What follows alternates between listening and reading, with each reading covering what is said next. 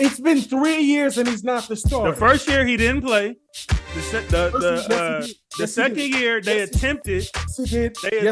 And he got hurt. Yes, in 2021 he played in 6 games and started 2 of them home. He played 2 games, nigga. So we're not doing that. We're not doing that. He played 2 games. I don't give a fuck. He should be. Look, with what they gave up, your scouting department told them to go get this guy. The guy right here behind Jay Will, the way he was just announced the starter, Trey Lance should have been that good, bro. Thank you. He should have been that good. The Colts didn't have no Jimmy G on their team. You got Gardner Minshew. Who's their other quarterback? Name him. Without going to Google. Who's the other Colts quarterback? Gardner Minshew. We go with Jimmy G. Without going to Google. Jay Will, you stay out of this. Without going to Google, I want y'all to name me the Colts other quarterbacks right now. The fuck out of here. Exactly. I don't know. Exactly. You talking about?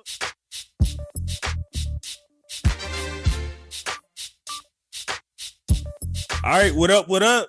Welcome to the All Grind Sports Show, where we are politically incorrect. I go by the name of JC, and if I'm not mistaken, this is episode 63. We are on the road to 100, man. Thank y'all for tuning in and rocking out the way y'all have been. Make sure y'all continue to like, comment, share, subscribe. Let's take this to the furthest extent. Y'all could have been anywhere in the world, but y'all here with us, and we appreciate that. Without further ado, man, let's get into our great, wonderful co-hosts and guests. First, we got my big dog, the OG, Daryl Dunning, a.k.a. the Big Ragu. All right, yeah. What's up, y'all? He's back, man. He's back, ladies and gentlemen. Let's go. And then we got my young gun, my guy from the So Icy gang, tatted like a biker gang, my guy, Andre the Sports Junkie. What's going on? I'm doing good, man. Just happy to be on the show. Let's get it going. Yeah, as you see, we got a full house today. We got my guy. He came in clearly having something off his chest with the background as soon as he came in. My guy, the incredible J. Will Sports, man. What's going on? Good, just living life. Y'all, Ole Miss back? Y'all back yet, man? The semester that got cracking? Not yet. Still got a week, but I'm ready. I'm ready for football. Let me say that. Isaiah, I'm sorry for what you're about to have to deal with. I knew that was coming. I'm cooling, but it's all right. It's all right. He said, no, I'm getting to him today. I'm in a good mood today. Then we got one of my brothers, man, the superstar, Isaiah Anthony of the Ant Hill Productions, man. What's going on? What's happening? Yeah, Ole Miss is trash.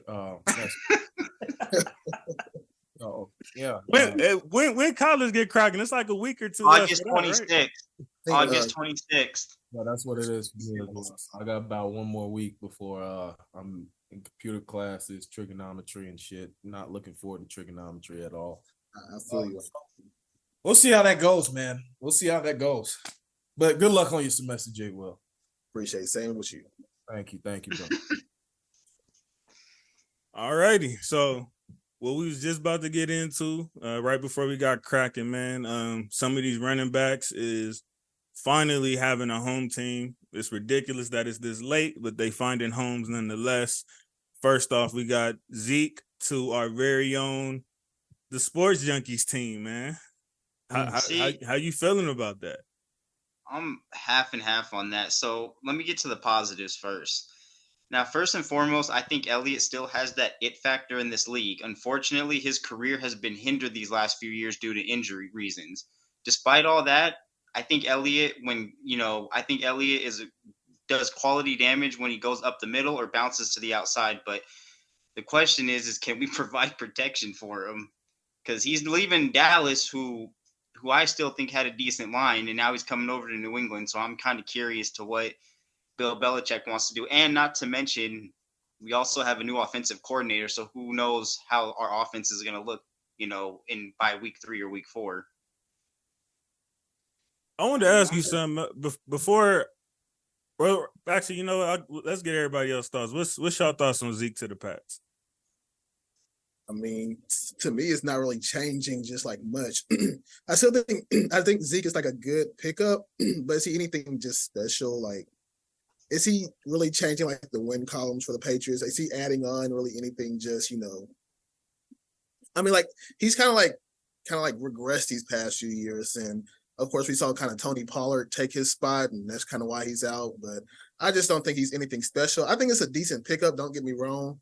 But I think, it's just nothing to be really just excited about. I mean, he would be a good pickup addition to any team, really. But you would think more of like a contender type team. But Belichick with the smart move, he still got a little something left in the tank. Can definitely block it up. What's your thoughts on the? What about like the deals they taking though? Like how they taking like 8 million, 9 million, or like what you think about that? It's supposed to be offered more. No, I'm just saying that's supposedly what the issue has been with the running back scrambling and getting cut and all that. So I mean, do y'all see anything in that? No, not with Zeke. I'm sorry. That's just the writing on the wall. What does Zeke get? You got 8 because there's a reason why we signed. There's a reason why we signed him to a 1-year deal. That's a lot of money. That's a lot of money for him at this stage. Yeah, he got 8. Which is probably why he chose them over a contender, because a contender. He got the top, and no one else wanted him. He got drafted 4th overall, so he got that slot plus his 5th-year option, plus another contract, plus this 8 years here. So Zeke is doing good. Zeke can't complain as a running back. Like he could literally take a couple 3-year deals or something after this if he wants to stay in the league and still be good. Because he didn't have 2 good contracts plus this 1-year deal here. So my bad. He got 3 million and can make up the 6 million with incentives. Okay, so that I was thinking that 8 was a ton of money. That's why I was saying 3. He can make that from now on, bro, and be good. What Zeke just did for me is I had Stevenson as one of my little sleepers, and he just ruined that. So that's what that move did for me.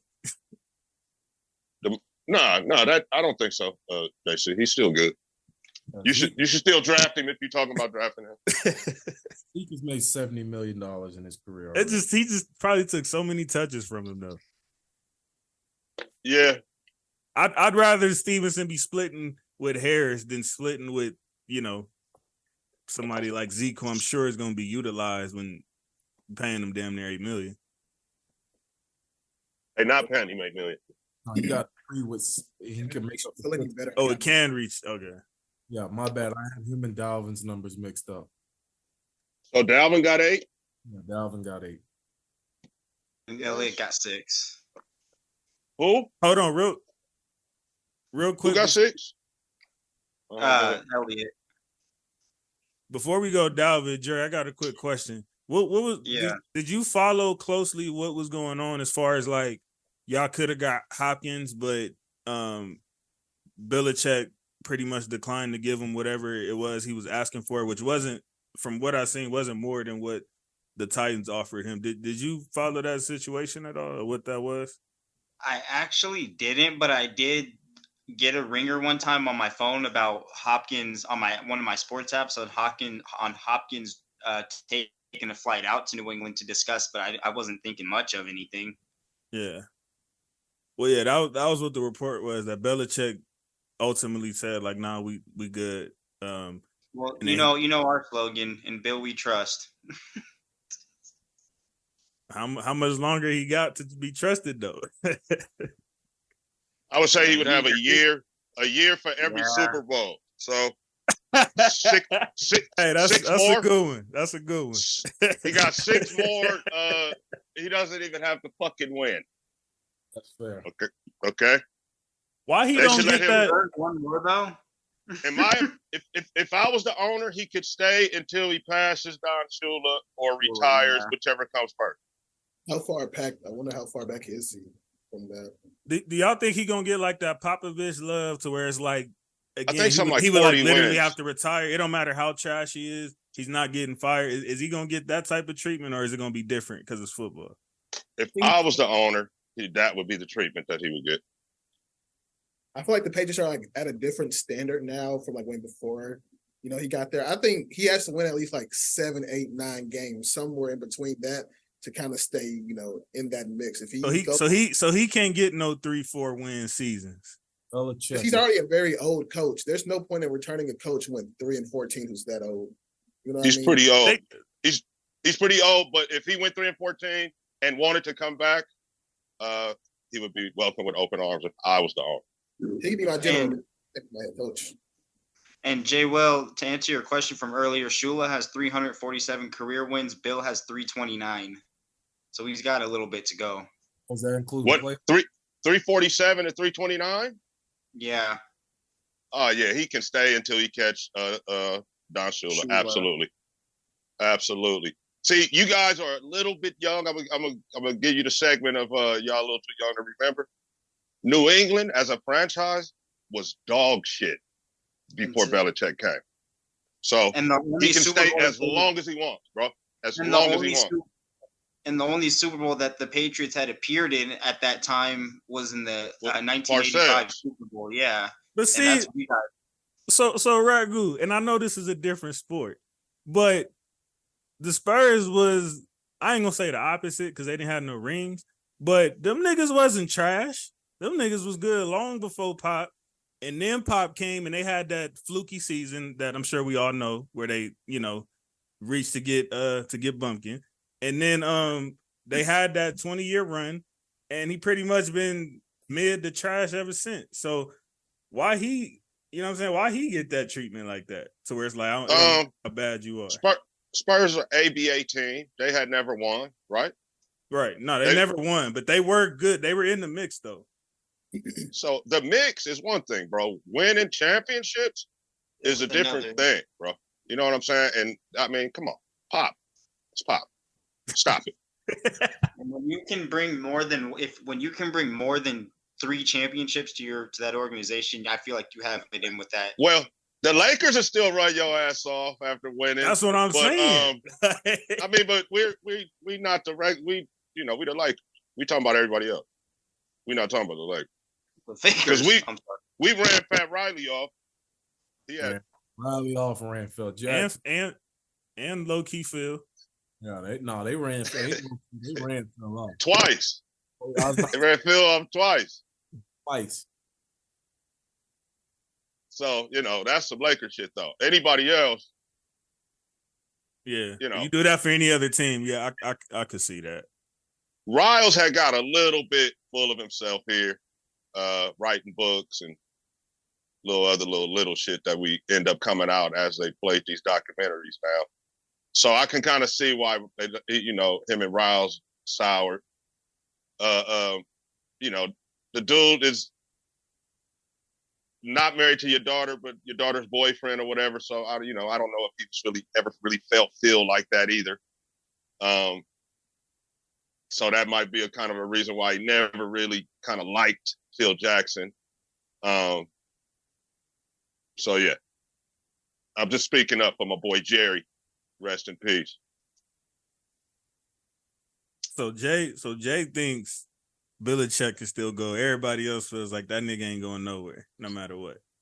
Likely ain't going nowhere. They won 6 Super Bowls, bro. At least not this year. It's 6. I'm not keeping 9 appearances. I think you're looking at it from a way that you're supposed to look at it, but you're not looking at the sentimental part. How many AFC championships? I have no sentimental to. I'm a Colts fan. I don't care what happens to Bill Belichick. If he wants to stay in New England for the next 6 years, then by all means, I'm fine with seeing the Patriots downfall. I'm right here. I'm the first. But realistically, he needs to. Wait, are you the only reason Jay Will is saying that? The only reason Jay Will is saying that is because we whooped them in the 202014 AFC title game. Well, here we go. Let me just remind you of something, Jay Will. That game could have been played with a pebble. Do you remember that game could have been played with a pebble, and the Patriots still would have whooped them. The Broncos, and then y'all. How many AFC championships has Bill Belichick coached in? Oh my! At New England. Do we got enough hands for that? Yeah. Dude, yeah, because they went to 10. I said at least. That's what I'm saying. Do we even got enough hands for that split? I can't even put them up. I think it's 13 or 14. Yeah, it's likely that. Damn, that many? 9. Yeah. 9. 9 Is AFC that all? championships? That's how many he won, or that's how many he as went a head to? coach. 9 AFC championships as a head coach. That's how many he they won, right? Yeah. How many did they play in? I see what you mean now. It's a Yeah, no, it says 9. I just had to double check for myself on my app. Yeah, it says 9. So that means if that nigga So they never lost. he was winning that day. But we can't forget about the other ring he has too as an assistant with with LT. Yeah, that's in the NFC though. That's in the NFC. Andre. Say that again. My bad. I Tom Brady break those phones around that time period. I knew that was coming. It doesn't matter how you win. Dre, you surrounded outside of me. You're surrounded by a bunch of fans who should despise your franchise for numerous of reasons. So hey, it's not how. It doesn't matter how you win, just as long as you win. Yeah, cheating ass. Oh, that's a cheating phrase if I ever heard one in my life. Whatever it takes to get a dub. Yeah, whatever. That is. I think y'all playing us might be the only. I think that might be the only time y'all niggas actually didn't cheat. We just couldn't put no points up. That might be the only time, unless y'all did something that ain't came out yet. Did you forget about Spygate in 07? Maybe y'all the ones that ingrained that arthritis in girly knee or something. I don't know. We might see that later on in life. What bring up the topic? I don't want to piss anybody off in here. Not me. All right, we got Cook to the Jets, man. Well, how we feeling about that running back room over there? Situation. I love it. Okay, I must admit. They got three starting backs, by the way. At least 3. We sure about that? Honestly, because what? We sure about that? Who you saying that about? Is it your boy from Jacksonville or who you talking about? I mean, so who are the 3 starting backs? I understand Breece Hall and Dalvin Cook. So who's the James Robinson? Yeah, maybe. Why you hating on your boy from the city, man? I hate on him. It just seems like he done kind of lost his way a little bit. So I'm not saying that he can't, but it's possible. That's a strong little 3-back rotation, though. I'm not mad at all. Take some carries off of Breece Hall so he doesn't wear down fast later on in his career. I think that's the reason for the Cook signing, because it looked a little weird at first, but I think they're not that sure about Breece coming off an injury like that. That's true. I just think now with like how running backs are being treated, I feel like they're trying to just get the most out of Breece Hall as much as they can. So if that means getting another running back to split carries with, then I understand it 100%. Especially when it's Dalvin Cook. Don't play. Yeah. And all I gotta say too. Go ahead, my bad. They went to 13 AFC championship. 13. There you go. 4 in AFC championship games. So yeah, my man can stay, man. Till he could die over there on the sideline if he wants to. Well, if not going 13, man, because he ain't doing nothing else. 13 AFC championships? Come on, bro. Has any other franchise done that besides one? That nigga Jay Will, like, I hope they don't get it. I hope they don't get it. I mean, what has he done in the past, 3-4 years? Has he done anything that's just supposed to make me feel like, wow, he should stay over there? I mean, who do you have? I mean, they went to the AFC championship in 2019. And Tom Brady left then. Yeah. They won. They won the AFC championship in 2019. That's just it. Oh, okay, Jay. Well, you saying it like just being real with you, like, wow, there's no reason to bring him back. What's happened since Peyton Manning left y'all franchise? The last now look, shots. Shout out to Andrew Luck. I mean, we went 11-5 straight seasons with Andrew Luck. So I mean, we can't just sit here and say like we've just been like not irrelevant. We were pretty decent after Peyton Manning. Do we have some down seasons? Yeah. But I mean, we haven't just been terrible, you know. Y'all destroyed y'all franchise quarterback. Yeah, I definitely agree with you. We didn't get an O-line until like right when he got, right when he announced retirement. But we ain't just been terrible, you know. Yeah, y'all have had about as many successful seasons as we've had. I mean, I'm kind of optimistic over here. Your background kind of looking a little depressing. So I mean, we got two different mindsets right now. Not hurting I'm excited for the future. I don't know about you over there. at all. I'm waiting for the day that McDaniels gets fired so that can be a smile.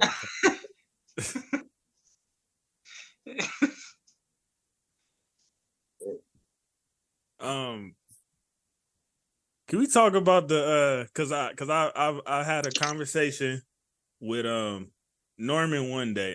This is literally back to back to back. I had a conversation with Norman one day.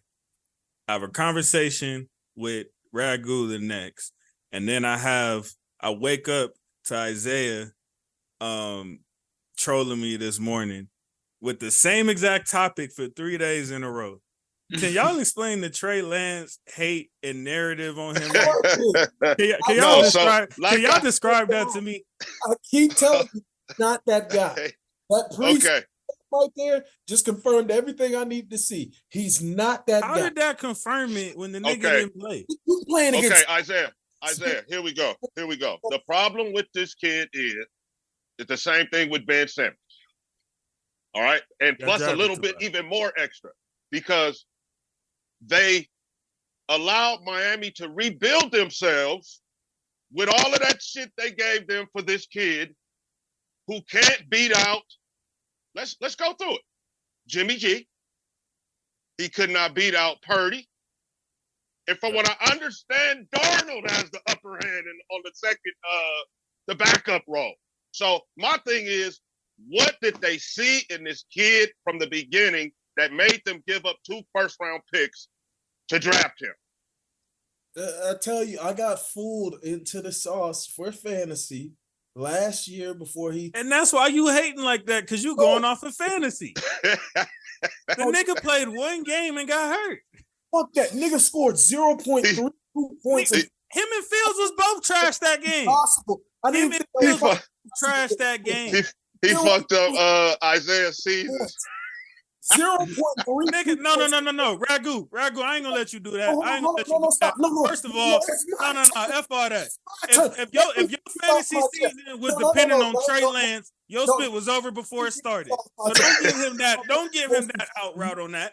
I need to go back to hosting so I can mute this nigga. No. Uncalled for. How is a fucking quarterback, do you get 0.32 fantasy points? Even in that game where the wind was blowing 25 miles per hour, you remember with the Raiders versus Browns where they was running it 40 times during the game? Derek Carr still got 8.32 fantasy points in that game. I don't want to hear shit about no rain. I don't want to hear shit about none of that. Why was Fields trash to that game? Stop. Why was Fields trash to that game? No, stop. He didn't lose. No, I'm not trying to hear that bullshit. This preseason game, I want you to understand. Preseason? No, hold on, stop. Preseason? No, exactly. Talking about practice? Be quiet. This man said preseason with a straight face. No, don't try to discredit me. No, because you're done. He played against the Raiders, who, in fact, Ragu, correct me if I'm wrong, have been one of the worst defenses in the last decade. Without question. We was decent under Jack Del Rio. The fucking football. No question. Bottom tier. Move the damn football in a preseason game. I am not having a serious conversation about preseason right now. Can we talk about what he did in a regular season? You want to talk about joint practices? Do we know what he did in that? Interceptions in one day. I have no clue. 4 interceptions in one day at joint practices. See, joint practices be the real dudes out there. So where you want to go with? So why did if all of that is what y'all saying is true. Getting beat out by Sam Darnold. I think that's enough. Can I respond to that? Okay. There's nothing that needs to be said. If all of what y'all saying is true, then why did they decide to start him week 1 last year over they starting quarterback that just took them to the NFC Championship? because they did not want to be wrong after Because of the reasons I mentioned before, the high draft position, the moving up, all the shit they did. They wanted to save face, bro. And hey, when it's all said and done, they're gonna have to cut bait If they and seen say, all that back then he still shouldn't have been starting. If that's what they was going off of. hey, it's politics. It's politics in the league, bro. Everybody knows that. So give him a fair shot now. Then I ain't even saying you got to start him over Perky because that's his job to lose. But he didn't get no fair shot ever. He's not that guy. I don't think he's that guy. You can't say that. He's not him. You can't say he's not that guy or he is that guy. And that's my only point. If he was that guy, just like Ragu said about So it's not possible to be in a bad situation. No. Is it possible to get in a bad situation? Let me get my point across. Just like Ragu said about our interim coach, head coach last year. He did not set himself as far and away as the guy. That's why he was not picked. Brock Purdy has been setting himself far and away as the guy. Kyle Shanahan said because you got the best defense and the best running back in the league, and all you got to do is not crash the Lambo. That's proving yourself as the guy. That's proving yourself as the guy because you didn't crash the Lambo. You like to move the goalpost when it's you, nigga. He's not okay. Also, since you mentioned that, Isaiah, Mark Davis thought he was too good for Rich Bisaccia as well. That too. I feel like if he would have won the playoff game, it would have forced them to give the man at least a 3-year deal with modest money. But as it turns out, I think that's what we should have did, bro. We should have did. You ain't lying. Anyway, that's all. That's all. It's been how this man was drafted in what? Let's see. When was he drafted? In 2021. What, 3 years ago? It's been 3 years and he's not the starter. The first year he didn't play. The second year they attempted. Yes, he did. They attempted and he got hurt. Yes, in 2021 he played in 6 games and started 2 of them hoes. He played 2 games, nigga. So we're not doing that. We're not doing that. He played 2 games. Fuck. I don't give a fuck. He should be. Look, with what they gave up, your scouting department told them to go get this guy. The guy right here behind Jay Will, the way he was just announced a starter, Trey Lance should have been that good, bro. Thank you. He should have been that good. The Colts didn't have no Jimmy G on their team. We got Gardner Minshew. Who's their other quarterback? Name them without going to Google. Who's the other Colts quarterback? Gardner Minshew. We go with Jimmy G. Without going to Google, Jay Will, you stay out of this. Without going to Google, I want y'all to name me the Colts other quarterbacks right now. The fuck out of here. Exactly. I don't know. Exactly. Serious? You talking about a dude y'all can't name versus a quarterback that took them to the NFC Championship. So Matt Ryan talking was an MVP in this league, nigga? Matt Ryan was an MVP in this league? What, nigga, 6-7 years ago? Is that Matt? When was Jimmy G ever an MVP? When was he ever MVP? When has Jimmy G played 16 games? When has he ever made a Pro Bowl, my nigga? He went to a Super Bowl. Did he make a Pro Bowl? And was 5 minutes away. Did he make a Pro Bowl? He was 5 minutes away from beating Mahomes. Has Jimmy G made a Pro Bowl? JC. I can't say we did. Because the answer's no, nigga. Because the answer's no. Why you slandering your quarterback like that? Don't we keep it 1,000. If we was pumping him up, he'll be talking shit, Isaiah. If we was pumping him up, he'll be like, oh.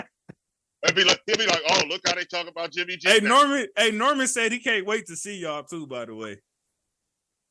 I'm looking forward to seeing him. Can't wait to holler at y'all about that. I bet. But my boy Jimmy G was tearing their ass up in joint practices. That's all I heard. This nigga still talking about practice, Jay Will. What you talking about? What you mean? I'm about to get Iverson behind me in a second. Hold on. My practice. So everybody else on this panel with a logical mind, would you account joint practices as something? That's where you see it's implemented. That's where you see your first defense go against their first offense. Your first offense go first defense. You're playing the real player. Man, some of the greatest corners in the league be getting cooked in joint practices. So I mean, what is we talking about? Since when? Name them. Name them. I'll right. wait. I'm Name gonna them. pull it up right now. No, name them. No. Like, why you gotta go pull it up and everything? So Jalen Ramsey got cooked in joint practices last year. I mean, he did by Hunter Renfro. That is true. No, nah, nigga. Oh, was cooking his ass. Right here in that spit. Cooper Kupp stealing. You hear him still with this Renfro spit, Ragu? That's what I was talking about. He still think he's somebody. Once again, you ask some of the corners. I'm off of Renfro. Cover, I guarantee you, they'll say Hunter Renfro, nigga. One of the best. What's the question? Ask that again. What did Derwin James say? What did one of the best safeties in the league say? This nigga said that was prior to last season, though. These niggas be friends, started. Isaiah. Of course they gonna hype their people up. These niggas be frenemies. No. I know exactly what he's talking about, and that was before he had the terrible season. All right, let me just put it like this. Because I'm tough on guys. He needs a bounce back season, bro. He does. He was injured last season, bouncing in and out, and he didn't perform up to. He was out there getting fucked up and fumbling. That's what was happening. You're right. He got his ass. He was out there getting the piss knocked out of him and fumbling the football, and subsequently the game. Do y'all still have against these guys? Against Jay Raider fans. I know this ain't prediction time yet, but I got a question based on something that happened last year. Do y'all still got Renfro and Adams? Hold on. Do y'all still got Renfro and Adams over Allen and Mike Williams? Yes. What the fuck? Them niggas damn. Over San Diego? The Chargers? Yeah. Adams alone is over the both of them niggas. So what are we talking? Adams is so much better than both of them. I thought you was finna say a good team.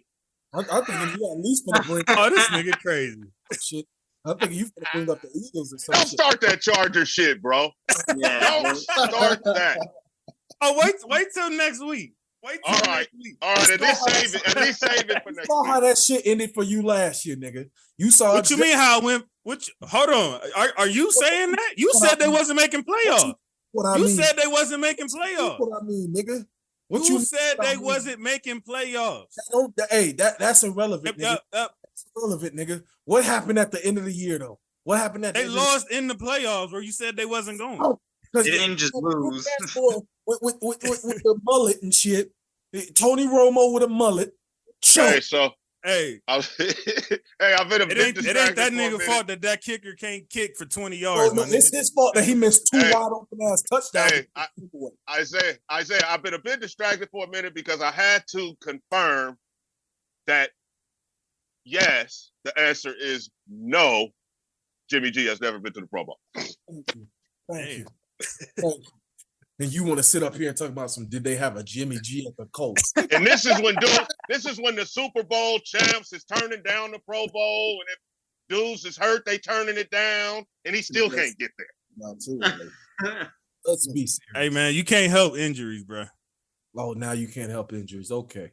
So then Trey Lance comes in after getting 2 picks traded for him to move up to get him. That's Purdy's team, unfortunately. It is. No, I've been saying that all summer that's Purdy's job to lose. I'm not saying he should be starting right now. I'm saying that I feel like the hate is overblown because the nigga he ain't gave a spit. He ain't done spit. Okay, can we agree that just that statement right there alone, the way that they got him, moved up for him and all that, and now he's your second string, comfortable second string perhaps guy. Until further notice. Means they were wrong. You're it means they were wrong. What the it means they were wrong, Jay. Period. So Isaiah, you think if Purdy go out there and stink it up until week 5 or 6, and these niggas that's why this nigga done damn near froze. You think if this nigga get to week 5, week 6, stinking it up, they not gonna start looking at Trey like, say, man, what's up? What choice would they have? I mean, but you're sitting up here saying, just like Ragu said, this man was the third overall pick in the draft. You traded picks to get him. And then that was idiotic. I never denied that. That was idiotic. And you would have got him anyway. I'm not hearing that. And then you traded 2 picks to get him. and you have a 7th rounder who is beating him out, as well as he's competing with somebody who's considered a bust in the NFL, that shit is not a good look. You are not that. It's not, bro. And I would love to have you as my lawyer or something, the way you sticking up for this kid. But, bro, hey, I'm just going to repeat what Isaiah said. He's not that guy. Thank you. At all. Everybody on this panel sees he's not that guy. But for some reason, you have to believe that this Mahomes lookalike with the hair and shit is that guy. He's not that guy. I never said he was that guy. So you misinterpreted what I'm saying. I've been wrong before. You know who I thought was that guy? I thought Jamarcus Russell was that guy. And I was my God. I did too. I thought Sugar Bowl, after showing a little bit of explosiveness and electricity, I thought, you know what? Maybe, damn it, he might be the guy. And I was wrong about that guy. Did you think Derek Carr was that guy? You know what? I did think Derek Carr. After like year 2, I would have thought Derek Carr was that guy too. I'm not gonna lie to you. The way he played in 2016. In 2016? Oh, I definitely thought Derek Carr was that. When we went 12-3 with him as a starter in 2016, yes, I thought he was that guy. And then what's funny, the year prior, you guys went 8-8, but that after getting Carr. But at that point, that was the right step that was a good step in the right direction. What was the year that nigga got y'all to the playoffs and then didn't even play in the playoffs? 2016. Oh, that was 16. the Yeah. year?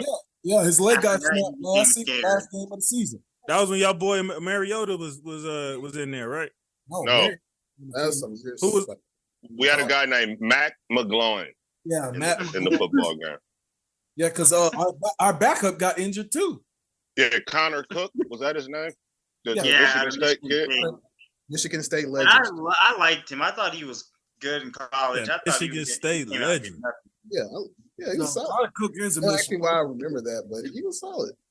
Hey, and when we played that game against the Texans that day, we could not even get first downs, let alone think of scoring. Nope. We could not even get first down. Like I said a few weeks back, I feel like the Raiders have been in rebuild mode since Jamarcus Russell days. I feel like, and it's a little bit of this has surfaced recently. First of all, Jack Del Rio got fired for no reason. He should have been allowed to return. He went 12-4. Then we had the Kaepernick season with the kneeling and all that, and I believe we had some conflict on our team with our all brother offensive line and Carr and Del Rio refusing to kneel with them or stay in the locker room with them, and I think that kind of got off the rails a little bit and kind of messed that season up. So, Mark Davis, if you fired Del Rio for that, I can kind of understand, but for his record on the football field, he went 12-4 and went to the playoffs, came back and went 6-10. He should have been allowed, just from a coaching standpoint, to try to at least see if he could come back and go to the playoffs again. But he got enamored with Gruden saying he was coming back out of the booth and fired Del Rio for that reason. So before that, bro, I would say we rebuilt all the way up into that. But I felt like we was right there with Crabtree and Cooper and all those guys. But then Gruden comes in and people want their own guys, just like these fucking guys were doing. So it's been a constant restart, Dre. So since 17, 18 when Del Rio was here. Well, 16, It was for me, it's just the way you guys let him go. I was just like, damn, like he could have at least given him one more outing to redeem himself. It's a combination of both things, like they said, especially with his comments coming out with the Commanders, those suspect comments that lean towards I'm like, yeah.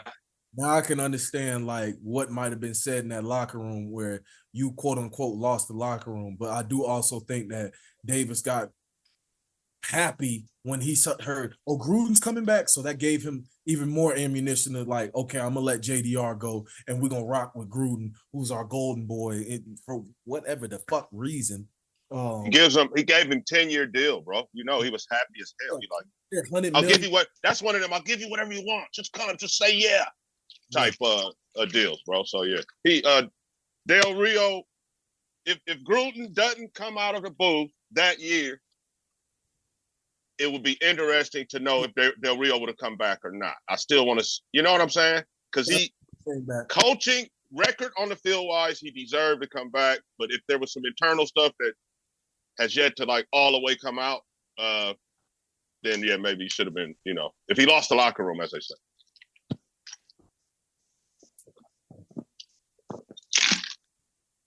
And I do want to talk about these GMs. Oh yeah. You did say. Oh yeah, definitely. So John Lynch, I got this for you, buddy, and it's all about Trey Lance. You talking about Denver Broncos safety legend John Lynch? Yeah. The GM of the San Francisco 49ers. Trey Lance, bro. What did you see? Can you respond to this in the comments? See, Ragu, this is what I'm talking about. I understand y'all. What did you see? I understand you John? Critiquing them. I understand you critiquing them on what they did draft day. Everybody and their mama, I don't think anybody disagrees that what they did was a Jack A move.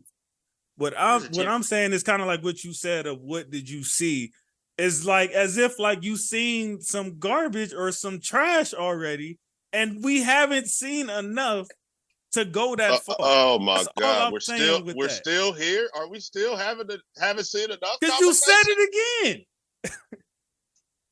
Anyway, John, please respond, sir, and tell us, or did you fire the scouts that had you guys so pumped on Trey Lance? Are they fired? They should be. The Miami guy, don't know your name right now, but we all saw what happened to this kid last year, bro, and you are just going to let him run out here again. And that's all I'm going to say on that. That's all I'm going to say on that. Yeah. And Ziegler in Las Vegas, okay? Josh Jacobs is currently holding out because of the franchise tag for $10.1 million. You could have picked up his option for $8 million, and he'd be on the team right now. So I need answers, sir. You give Carr a contract that he has to approve any trade, and then you bench him with 2 games to go, signifying to the whole league that you're done with him, to where you don't get anything for a guy who's going to go start. Say what you want to say about Derek Carr, but he's about to go start for another NFL team, and we got nothing for him because of the way you guys played that out. So we need some answers for that. And finally, you re-sign Waller to the big deal and then trade him?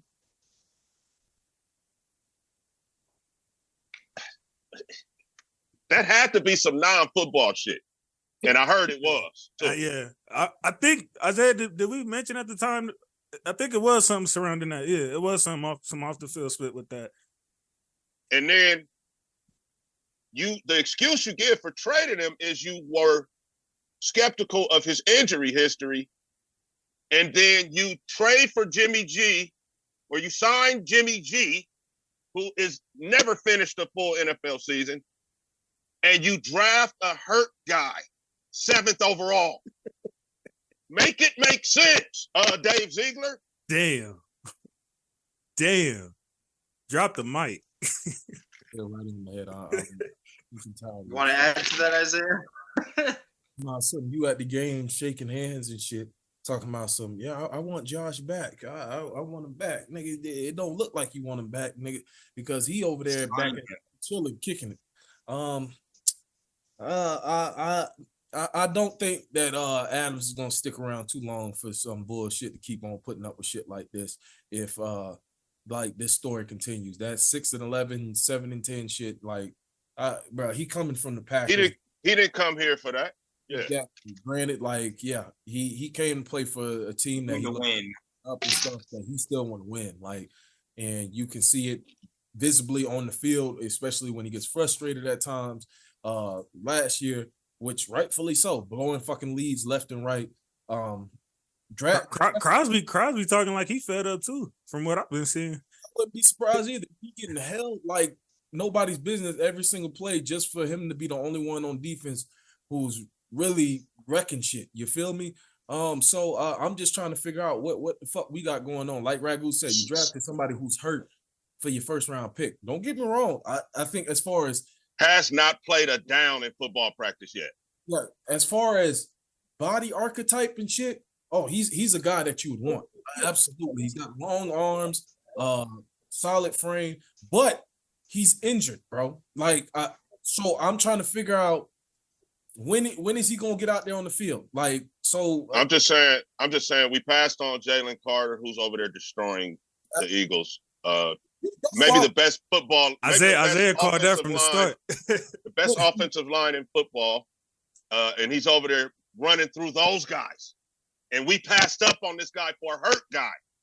And then we paid Hunter Renfrow and kept him, and he fumbled away 2 ball games back.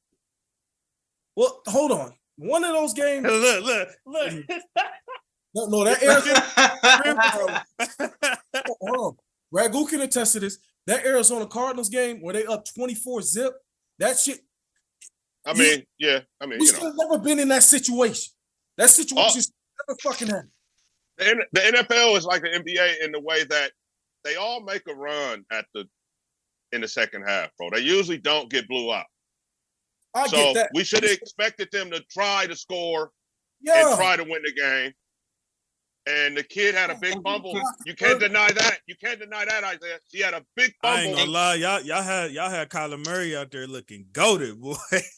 Like, the fact that it took your defense, I think it was like that boy's out there playing backyard boogie. Why are you playing shoot the clock in at the beginning of third quarter? I'm not saying sit up, but I'm not saying go deep every play, but you still need to be running your regular playbook. It's not.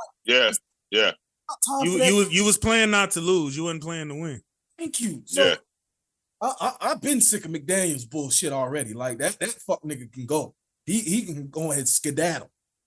Cause I ain't gonna lie. I know Tyrell didn't had a lot of bad takes on this show, but I seen something the other day to where he had something he was spot on about. And it was when y'all first was talking about McDaniel's getting hired. He said y'all should have kept that other dude and not hired McDaniel's. And it looks like y'all are on that same page now. So I ain't gonna lie, that he had a lot of bad takes, but that one kind of aged like wine. My first pick was never McDaniel's, but I said I'm gonna give this fuck nigga a chance.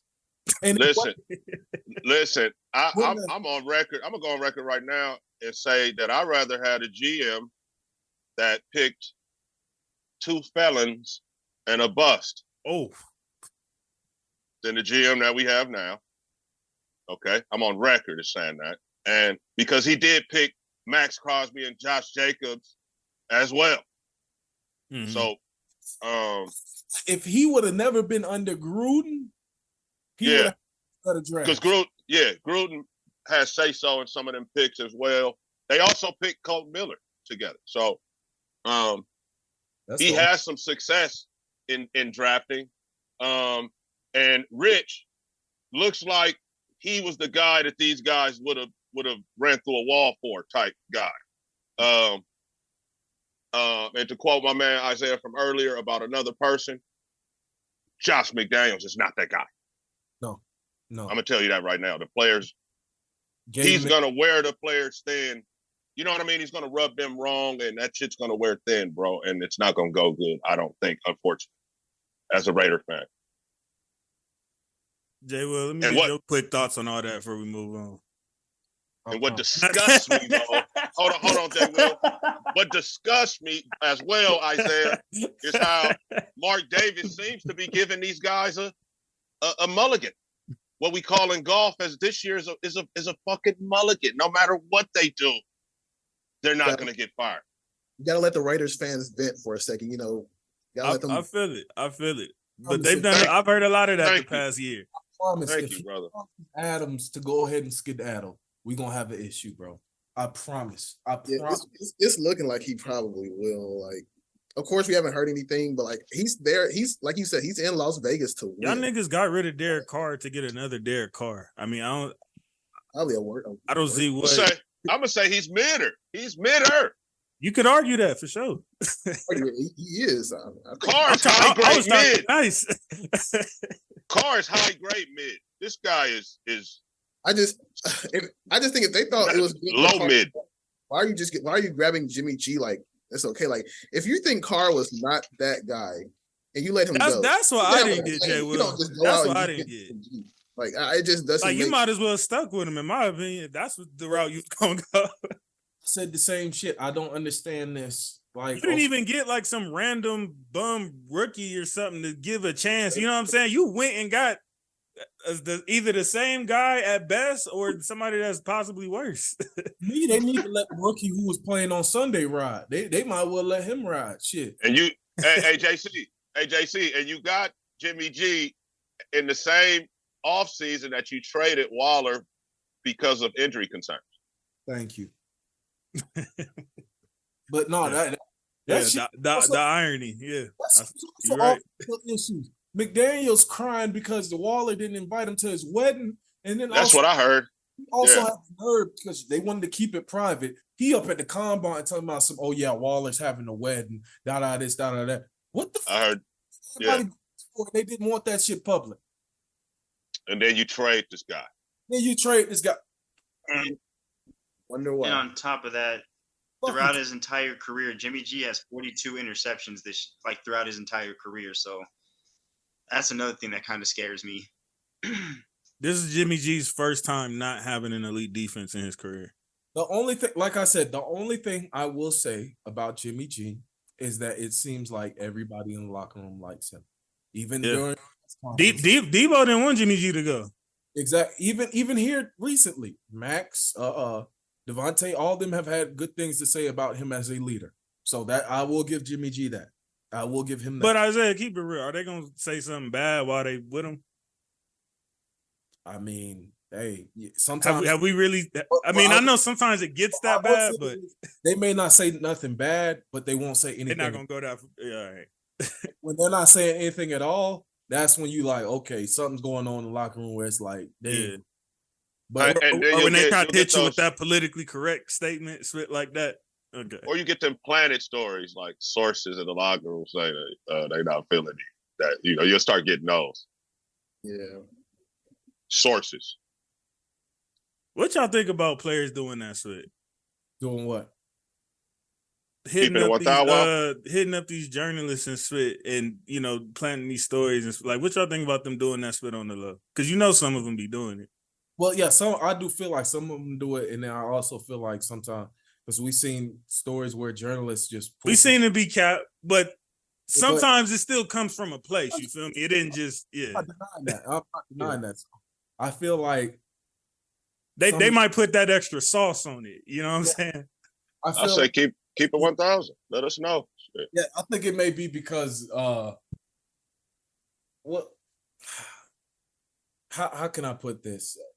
They may not be they may be a tradable piece, like a person who can be let go very easily in a sense. So they like, I can't come out rightly and say this exactly, but I can let you know that some of the guys in the locker room ain't feeling that guy. It depends, really. Like, I feel like if it's directed at a player, it's low key kind of like just lame. Like, you might as well just stay in the locker room. Like, you remember when they did that to Tua, whatever? They was like, they didn't think Tua was going to be anything good. Like, his rookie, maybe second year, whatever. Mm-hmm. And I thought that was just kind of lame. Like, you basically just doubting this 20, 21-year-old QB just because of practice. Now, if we're talking about like a coach, maybe, then I feel like that's okay because a coach and a player tension, like the coach knew who said that, then he probably look at him different and, try to ship him out as fast as possible. So something happens to that kid, I'm holding his camp and the Miami Dolphins organization Preach. Yeah, I just want to be on record and his family to a degree. I said his camp. Yeah, that's what I meant, JC. So what is this, episode 62? 63. I'm 63. I'm saying that right now. I'm saying that right now to his people and Miami Dolphins. Absolutely. That's something me and Isaiah briefly talked about yesterday. Like him and Hamlin coming back this season is beyond me. I don't understand that split. But what do I know? Who am I? You know what I mean? It's almost like they don't own themselves. Like they're in the military. Like they signed. Maybe you need to look at them contracts. I mean, that's what Joe Burrow said. That's what they signed up for. So, that's just what comes with it. So, I think me and Jay was one of the ones arguing about that a while ago. That was you, huh? Yeah, I just remember that because Joe Burrow is basically right. I mean, and Tua knows that too. Like, he could easily retire, but at the same time, these guys getting paid millions. They know that eventually something's going to happen. They're going to get hurt. But on the sidelines, whether it's a concussion or a sprained ankle, it happens. But if there's something that happens that brings you even closer to that doesn't make you take another look. Like, all right, let me take a step back. That's why I was surprised Hamlin came back because I was like, something like that happened to me. You wouldn't see me on the field again. Like I'd be traumatized to even step back on the field after something like that. So, and also we know now that having concussions, multiple concussions, make you susceptible to having more concussions. We know this now.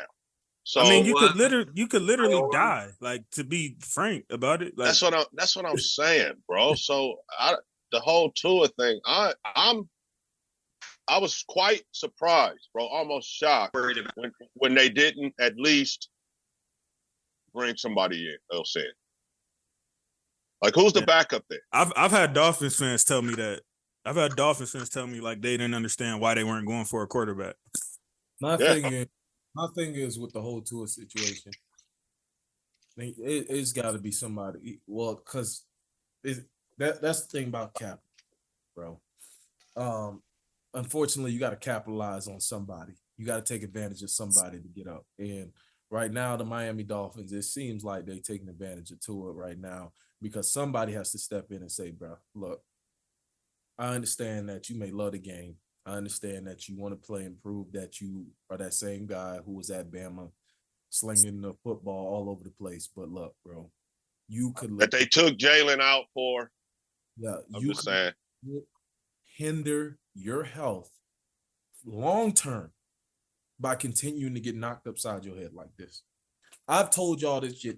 It took one concussion in Pop Warner for me to say, I'm not doing this shit no more. Fuck that. And I would also like to add, Isaiah, I've been watching football a long time, bro. Played, coached, all that, and I've never seen what I saw with the finger thing. Yeah. With him. So if that's this is one thing I'll say. Y'all can correct me if I'm wrong, but I feel like if that Tua situation and that DeMar Hamlin situation happens in the NBA, no team would ever sign them niggas again. And I'm basing that off what happened with Chris Bosh. That nigga never got a job again after that split. And he tried. And they like, nah, we not touching that. But he wasn't Chris Bosh. We seen what happened with those two with our own eyes. We didn't even see Bosh split. We saw those two. Yeah. So that's crazy. I don't know. I think blood clots are different because I don't think Bosh was medically cleared to come back until 2019, and I think 3 months after that they said he couldn't play anymore. I mean, they medically cleared Tua to come play 3 days after he just hit his head on the grass and had a concussion. So I mean, what is everybody saying about them? It was honestly just very, very bad by how the Dolphins did Tua because he shouldn't have been playing that game in the first place. Like you said, he was in Tua. Literally 3 days after, bro. Tua finished the football game and then literally had to sit out the next game because of concussion. Right? Yeah. Let that sink in. He finished playing a whole football game after the game, got examined and had to sit out for a concussion.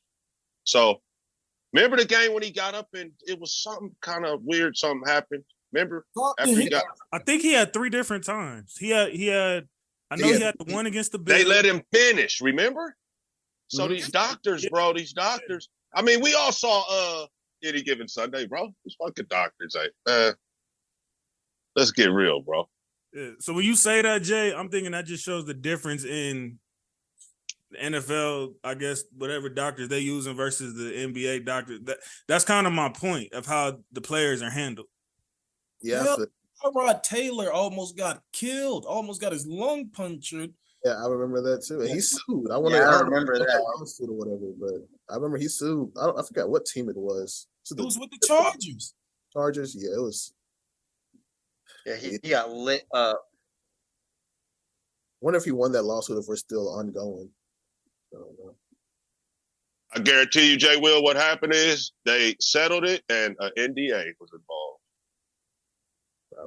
Sound about right. So he got paid and had to shut up. So let's run down the official 2023 Hall of Fame class induction rundown. Okay. We got Dwayne Wade, Pau Gasol, basketball. Tony Parker, Greg Popovich, Becky Hammond for the notables. Dirk wasn't there? I think Was Dirk in that? yeah, Dirk was. I think yeah, I did miss was- Dirk. Yeah, and Dirk Nowitzki.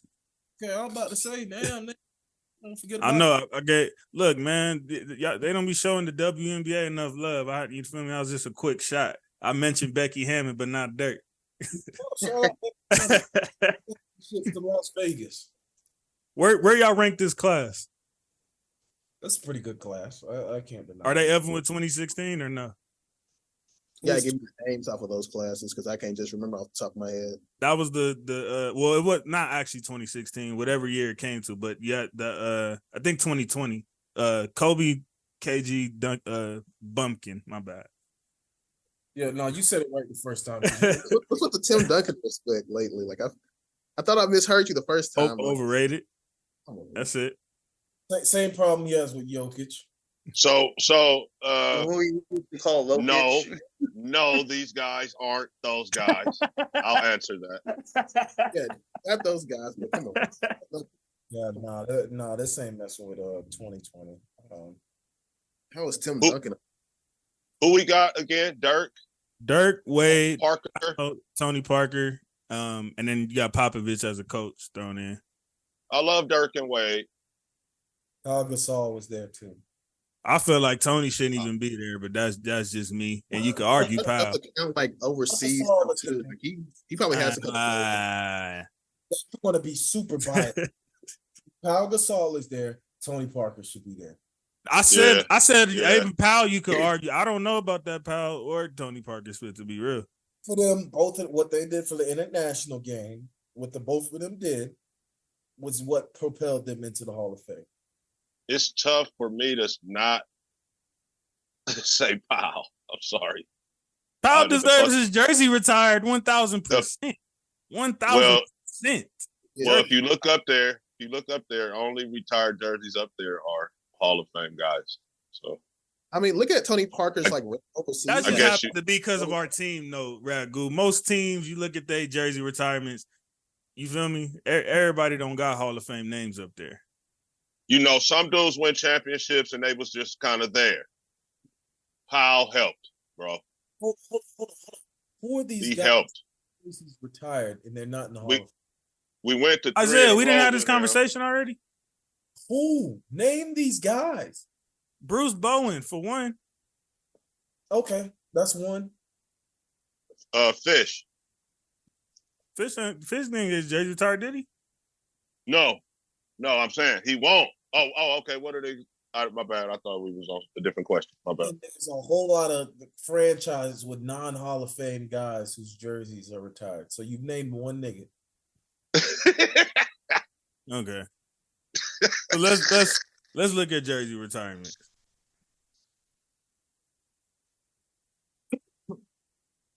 I think, yeah, the statement about Parker and Gasol is correct.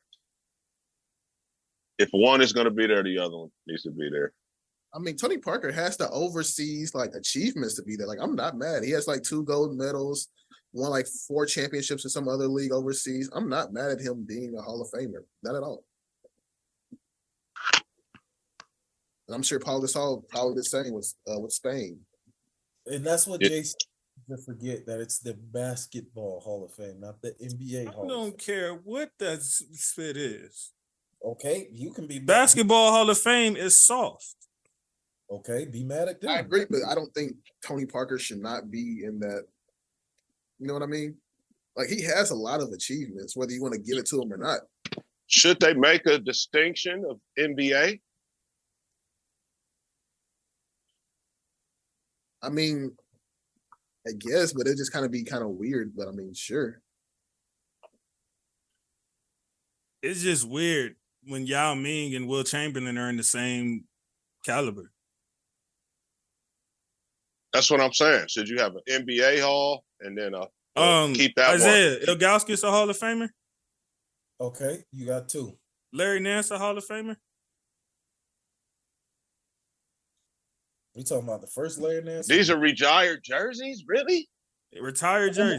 But you also have to think, like, what did they do for that organization at that time period? Like, if they had nobody else at that time period and their jerseys aren't hung up, it's one of those situations. But where that's what I'm saying. You can get your jersey retired because of what you did for a team. That don't necessarily make you, you know what I'm saying, like Hall of Fame material. That's true. Ilgauskas, like every team, not Ragu probably won't like this one. Is Alex English in the Hall of Fame? I believe he is. He made it? Hold on. If he's not, he definitely should be. Wow, that's crazy. I mean, look how long did Chris Webber make it yet? I don't think he made it. Whatchamacallit, Alex English is in the Hall of Fame. Yeah. Okay. That's an easy call. That guy was fantastic. Okay, Chauncey Billups. He in the Hall of Fame? He's a Hall of Fame guy in my mind. Chris Webber. What? Webber is a Hall of Famer. He's a Hall of agree. Famer in my mind. That's crazy. I agree. So Rip Hamilton, Hall of Famer too. Chauncey Billups. No. Not Rip.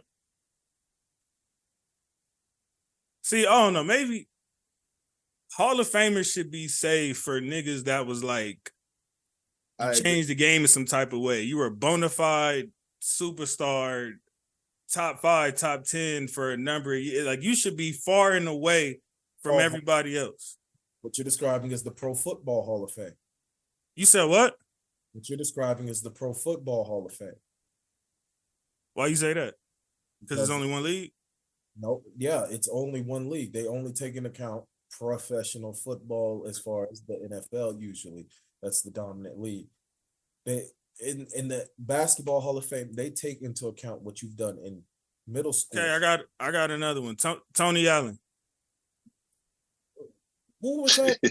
Jersey retired by Memphis. Where's Tony Allen jersey? Is he retired in Memphis?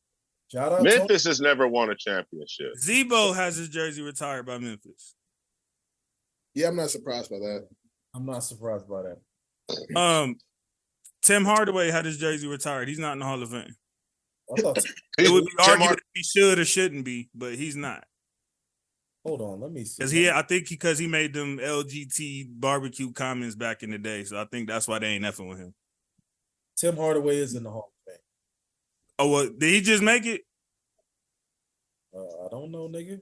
I was shocked to I remember hear that he for a long was. time it was like a controversial thing because he made some comments back in the day, and it was like they ain't effing with him. But nigga, I just gave you about at least 10 names that got their jersey retired without the Hall of Fame. Nigga, hold on. That's not Isaiah, you lost, nigga. That's You not lost. Nick Collison has his jersey retired. Stop talking to me, bro. Stop effing Nick talking. Collins. Shout out Nick Collins. Nick Collison has his jersey retired, bro. This conversation is over with. You saying it like it's a lot of people. That's not you saying it like you said a lot. How many people? What's the number you want? Nigga, you said you gave me 10 people. Some of the people that you named was fucking Hall of Fame. First of all, that was an estimated guess, nigga. It could have been more than that. nigga, you said it like it don't happen. hold You on. said it like it doesn't happen. Hey, everybody else. Nigga, is my Some of the point. niggas he named, were they not in the Hall of Fame? Yes or no? Like 2. What you mean, like 2, nigga? Alex We named English, 4 niggas Alex who was in the Hall of Fame. and Tim Alex Hardaway. English, Tim Hardaway. Who else did you name? Chris Webber too, I believe. Chris Webber's in the Hall of Fame. I didn't name Chris Webber. Yes, you did, I nigga. heard Chris Yes, you Webber. did. Yes, you did. I was making a point with Chris Webber. I said I don't know if he made the Hall of Fame or not yet, but I said he didn't even make. I don't even know if he made it. I wasn't naming him as jersey retired conversation. Yeah, whatever, nigga. You named about 7 niggas out of the whole NBA. There's niggas that, okay, even if it was one nigga, like you said the first time, there's niggas that get their jersey retired and not in the Hall of Fame. That's my point. Pau Gasol could have been one of them niggas. The argument wasn't there aren't any. You said there's plenty of niggas in plenty of franchises. I said there's niggas. I said, why you can't take an L, bro? Why you can't take an L, Isaiah? Can't wait to watch this shit back and then watch your face when I send you this clip, nigga. Because I'm gonna call you on FaceTime when I send you the clip. It's possible for niggas to get their jersey retired and not be in Hall of Fame, correct? No. Okay, that's all I'm saying. Pau Gasol could be one of them. No, stop. Your argument was that there are plenty of teams who have retired. If it's 10 plus niggas, that is plenty of niggas. 10 plus people. What don't you understand about that? You act like it's thousands of niggas with their jersey retired or something. Did I say that? Is that what I said? That's what I'm saying. It's not no super big sample size like you think it is. You named 10 niggas. There's 30 NBA franchises. Nigga, some teams barely got 2-3 jerseys retired, nigga. Is that my problem? It ain't like everybody ain't the Lakers, bro. Everybody don't got 20 niggas with their jersey retired. I said, you hear what this brother be doing? Keep it rolling. Now, how y'all feeling about this class? I guess they all right. It's a good class. All of them deserve to be in there, if you ask me. I mean, they're good. They were good players. Yeah, Absolutely. I mean, I think it's deserving. Like he said, it's an all basketball Hall of Fame, not just NBA. The lady, I don't know. Yeah, Becky Himler, she's solid. I think the squad she got now, they tearing it up. Ain't she a coach? She goes from Aces out here in Las Vegas, baby. It's a parade in my city. I thought she was the one that they was trying to get in Portland, and she ended up taking the WNBA job instead or something like that. She's a tough coach. Man. You think she'll ever coach in the NBA? Hey, who knows? Sky's the limit. She coaching very well now. Got a WNBA championship under her belt. Might have another one coming soon. So, coaching the best player. What y'all think about Derek Fisher? Just real quick, sorry, going from NBA to WNBA to high school. Some players just can't coach. Sometimes, I mean, not everybody has what it takes to be a coach. Exactly. I believe, like even in like not professionally, but college football, Tennessee had a guy named Jeremy Pruitt, solid guy, solid coach. Now he's coaching he's a gym teacher at a high school now. So I mean, sometimes you just fall to those levels because you're not as good as a coach as people thought you were. And that's also a thing too with basketball players. Just because you hoop does not mean you are going to be a good coach. And I wish people would stop thinking that. Exactly. Oh, that's definitely not the case. And I honestly feel like usually it does help with the less athletic, less superstar players because they understand what a player might have to do to reach that next level as far as work and skills and what they need to work on, because not everybody is fucking LeBron James. Like that just don't have. Not everybody's Kobe Bryant, Michael Jordan, Magic Johnson. Not everybody just comes out the womb like that. That's why we have rankings as top 10, top 20 players and stuff like that. So what really shows the testament of a coach, i.e. Greg Popovich, Phil Jackson, Pat Riley, is what you can get out of your role players and how well you can utilize those players or put them in positions to be successful. Because LeBron James, you can roll the ball out in the court and say, LeBron, just go do your thing. But the other role players, they need to know their role and understand where I need to be at, what position I need to be successful. And that's ain't it crazy that Wade and Bron came in together, and this nigga just had his Hall of Fame induction last night. Bron getting ready to gear up for his 21st season with championship aspirations. Every time I hear 21, like that's crazy, bro. Like these niggas came in together. This nigga just got inducted into the Hall of Fame, speech and all that last night. And this Well, nigga ready. how old was Wade when he came into the league? Wade was a little older because I think he went 3 years, right? At Yeah, Marquette. Yeah, So I think he a was little a. older. Yeah, I knew he was a little bit old. I just wasn't sure how many years old. I think like 2-3 years, something like that. I thought he was a red No, shirt. Wade might be 40 too. actually. Well, yeah. I mean, Bron's what, 37, 38? Yeah, it's got to be 40 if Bron is No, 30. but it's just crazy. Like looking at this draft class, bro. Like most of these guys been out the league for a few years. Like Kirk Heinrich, haven't heard of him from forever. David I ain't West, heard from Kirk Heinrich since he got traded. Where'd he go? Chicago?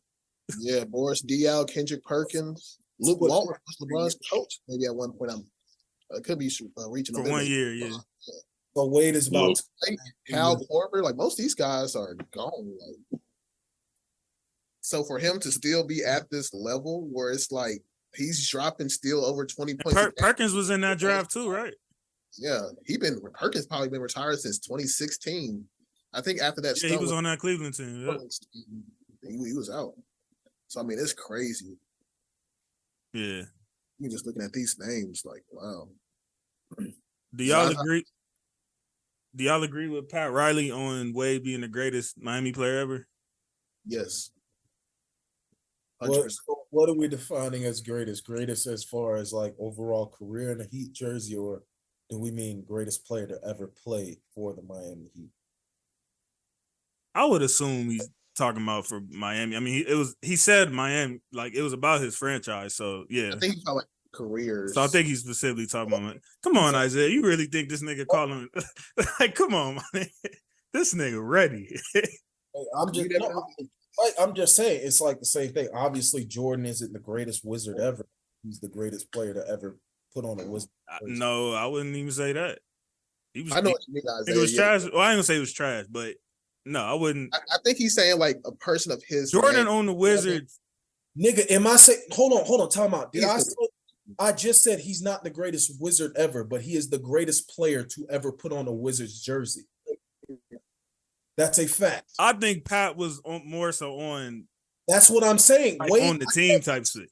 What is he trying to argue here? I think he's confused as to like what you're trying to say. I think he's making it more confusing than what it's supposed to be. Though. Saying that basically, as a basketball player in general, Michael Jordan's the best player to ever put on a Wizards jersey. Just like an all-time career. I think that would be going way to confusing territory because there's so many niggas that then came through different teams. Like Hakeem played for what, Toronto at one point. Nobody's gonna say nobody has that conversation. So I think it's like pointless to bring up. That's all I'm saying. That's what he did. But nobody says that. Isaiah, like nobody ever has that type of conversation. Those conversations. You'd be surprised what conversations pop up on the net. I ain't never heard nobody put Patrick Ewing in their top 5 Orlando Magic players ever. Of course. Once again, you like off the road right now. Like you got to get back on the road with this. You kind of off the. Yeah. Jay Will, was that not the question? That's not what I said. That's not what I said. That's not what I said at all. That's not what I said. No, that's what you asked. You asked if that's what he. I said nobody brings that up in that type of conversation. Nigga, you talking about top 5 players ever in Magic history? That's what you're saying. Once again, it's completely separate from saying this is the greatest player to ever put on X, Y, and Z jersey. We're not saying that he's the greatest player in that history of that team, because obviously LeBron isn't the greatest player in fucking Lakers history. But you can make the argument that he is the greatest player to ever put on a Lakers jersey. I wouldn't make that argument, but all right. Here this nigga go.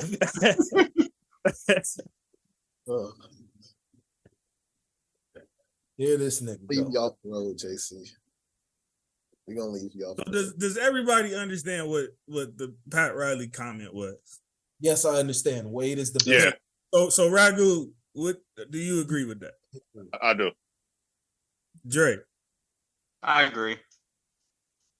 I don't think he meant it like in a disrespectful way either. I feel like 100%. Like I don't think you could really even make an argument out of it. Like Wade is the best player, career like franchise wise to play. You know, he's the best Heat. I mean, I don't know what else to say. I mean, an argument could be made in the sense of like what Bron accomplished while he was there. versus what Wade accomplished while he was there. Wade never got an MVP. You know what I'm saying? Like, you can bring up spit like that, I guess. You really can. Wade got all in defensive NBA. He got a championship without LeBron. I mean, he was a scoring leader, I think, at one point, if I could be mistaken. Yeah, he got one. Yeah, what, 3 chips in Miami? Yeah, right, somewhere around there. I mean, to me, it's kind of easy. I can't even make a debate of LeBron being the best Heat of all time. You ain't talked to a Bron sexual yet. That's why. I avoid him on Facebook. Twitter. Gotta avoid him. My man, Jerry. Hey, Isaiah, we got to make a nickname for Frozone in the corner over here, man. Instead of Bron sexual. Oh, that nigga MSN because you got dial up. It's my damn Wi-Fi today. Can y'all hear me? You see what it is? Get that Boston spit up out your background. Now it's fine. Just leave it just like this right here. Yeah, that's what it is. That's what it is, bro. It's just mad because you guys. Nobody wants to see it. Nobody wants to see it. I know y'all wanted to see it deep down. Come on, it's the Celtics. You don't even want to see it. I don't blame you. Man, matter of fact, real quick, speaking of niggas that ain't probably going to the Hall of Fame jersey retired, we got Sean Marion and Amari Stoudemire, who Phoenix just announced they finna retire their jerseys. Really? Yes, how long sir. was Amari Stoudemire over there? I would say what, 02 to 10? So 8 years? I mean, I don't know. I feel like when you retire a jersey, like I know what you're saying. Like, you got to give me like at least a ring or two for me to even like consider. Like, you know what I mean? Like why we retiring Tony Allen's jersey? What if you was like the only relevant player over there, averaging like 20 a game? Because that would be like Pau Gasol for Memphis. Because he ain't do, but he had trash ass franchises, bro. Honestly, if you don't even got a ring in your franchise, you should not have even one banner hanging up. Actually, damn. Like if you didn't win my team a ring, so the Clippers shit. Hold on. So the Clippers shouldn't have Elgin Baylor up there. No, you got to win me something. You got to win me something. I mean, if you're not winning me a championship or anything like that, why? He like, what are you doing with banners, huh? You're a great player, but if you didn't win me anything, what's the point? I heard that, bro. Oh, the Clippers got Elgin Baylor up there? I believe so. No, the Clippers don't have any retired jerseys. Nigga, I was Don't about to have say, any retired jersey. Hold on. They have a bunch of promotional posters up there that cover up the Lakers. Damn, I didn't even notice the Clippers' name wasn't on this list. They got to get out that stadium, man. Elgin Baylor. You mean Bob? They about to get out of there too. My bad. That's what I was thinking about. I was about to say. Oh, Mac. Yeah, okay. All right. He's deserving. He's in the Hall. Chris Paul is gonna get his jersey retired. I don't care what y'all talking about. But he will, but I don't think Chris Paul is getting his jersey retired, and I think Blake got action as Mac. I better not see a Blake Griffin jersey hanging up from any rafter. I don't want to see it. I do not want to see it. I would bet money Chris Paul is going to get his jersey retired. I would put money on that. But Blake Griffin has a case. I don't know if he will, but he has a case. Blake, let me tell y'all something about Blake. What did Blake win? He got an MVP. He got a ring. What he got? Did he even have other than that 06 season? Blake Clippers don't have any rings. Blake gave more life to the Clippers than they probably ever had. But what did they do? This was the reason that they got Chris Paul over there. That first season he had with Eric Gordon, where they had some type of direction. Where they go? To the Lob City era. But what they do? And then you fast forward, they probably were even. Nobody would have. I don't think Kawhi and Paul George would have ever thought about going to the Clippers if it wasn't for that era that they probably saw through that. That little team. They showed a slither of hope at some point. They're in the same boat as them. They ain't won nothing. Not touch the final. But that's probably the only era that they actually had championship aspirations. And for a franchise like that, that probably holds more to them than you're giving it credit for. That's sad if you asking me. I just don't It think is sad, but it's the reality though. You're Nonetheless, basically telling me that you're giving Blake Griffin a jersey, and the only thing he's really accomplished is a Rookie of the Year award. Jay Will don't play. you Boy. might have gave him a couple Might as 25 well hang games, Malcolm Brogdon's something jersey like up at that. this But point. But at the end of the day, the question will be asked: what did he do come postseason? That's a great question. He didn't do spit. In the words of JC, he didn't do spit. But also, and there is no. he's a part of a topic we're gonna get into later. So I don't want to go to it. But let's go James Harden, right? On Houston. That He was trash in the playoffs a lot of the time. You telling me he not getting his jersey retired? He will. I'm not saying that these guys won't get their jerseys retired. To me, it's just the simple. If you haven't won me anything, I'm not hanging your jersey up. Simple if you don't, yeah, exactly. Because that's you're at unfortunate. The end of the day, What if it was a great player, but you just never put it around them? And but does he have a ring that's around? Not on that the finger? player. That's on y'all niggas. I agree, but at the same time, I'm not just hanging up jerseys just to hang up jerseys. I feel like for me, if I'm hanging up your jersey, you have to accomplish a good bit of things. There's a lot of guys whose jerseys probably hanging up right now that if I were to able to like just look at, I would tear like half of them down probably. Like that bad. Well, no, it's true. When you come into this league, what is your number one goal? It's not MVP awards. It's rings. Let me go to Atlanta, the next city. Probably just about most of theirs probably getting torn down. I mean, I'm sorry. I just feel like we should have like higher standards for these. Atlanta got Bob Pettit, Dominique Wilkins, Lou Hudson, Jason Collier, and Pete Maravich, and Mutombo. I just feel like Lou Hudson used to play for the Lakers too. They got Bill Russell retired, but I didn't mention that for obvious reasons. Yeah, you got to bring some titles to get a jersey. But in the same token, Jay Will, you could be a scrub on the bench who didn't do so. You'll let Adam Morrison get his jersey retired before Dominique Wilkins. Adam Morrison has his jersey retired? No, I'm just saying, like I'm saying because he got a ring. Dominique never got a ring. To be considered, you should at least have a ring. Like, you know what I mean? It's just as simple as that. Hold on. Well, don't even respond to that bullshit. Like this man said, Adam Morrison. Like that's a crazy thing to say. Nigga said Adam. What was that? I had to remember who you talking about for a second. What was that noise? Like, come on. Man. Oh man, I'm crying. Yeah, said Adam. Yeah, ring. Jam for real. It's almost like you saying Highsmith. What's wrong with you, bro? What you got going on today?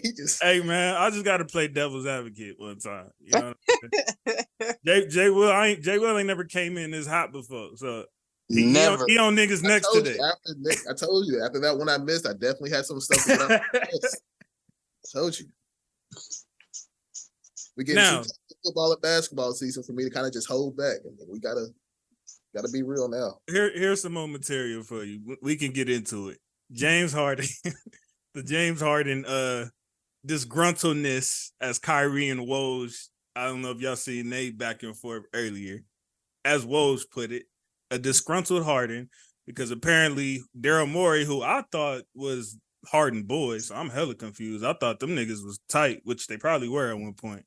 Daryl Morey is he playing a dangerous game with a nigga who don't give a fuck. Boy, he playing a dangerous game with a guy who don't give a fuck. That's all I'm gonna say about that whole situation. Okay.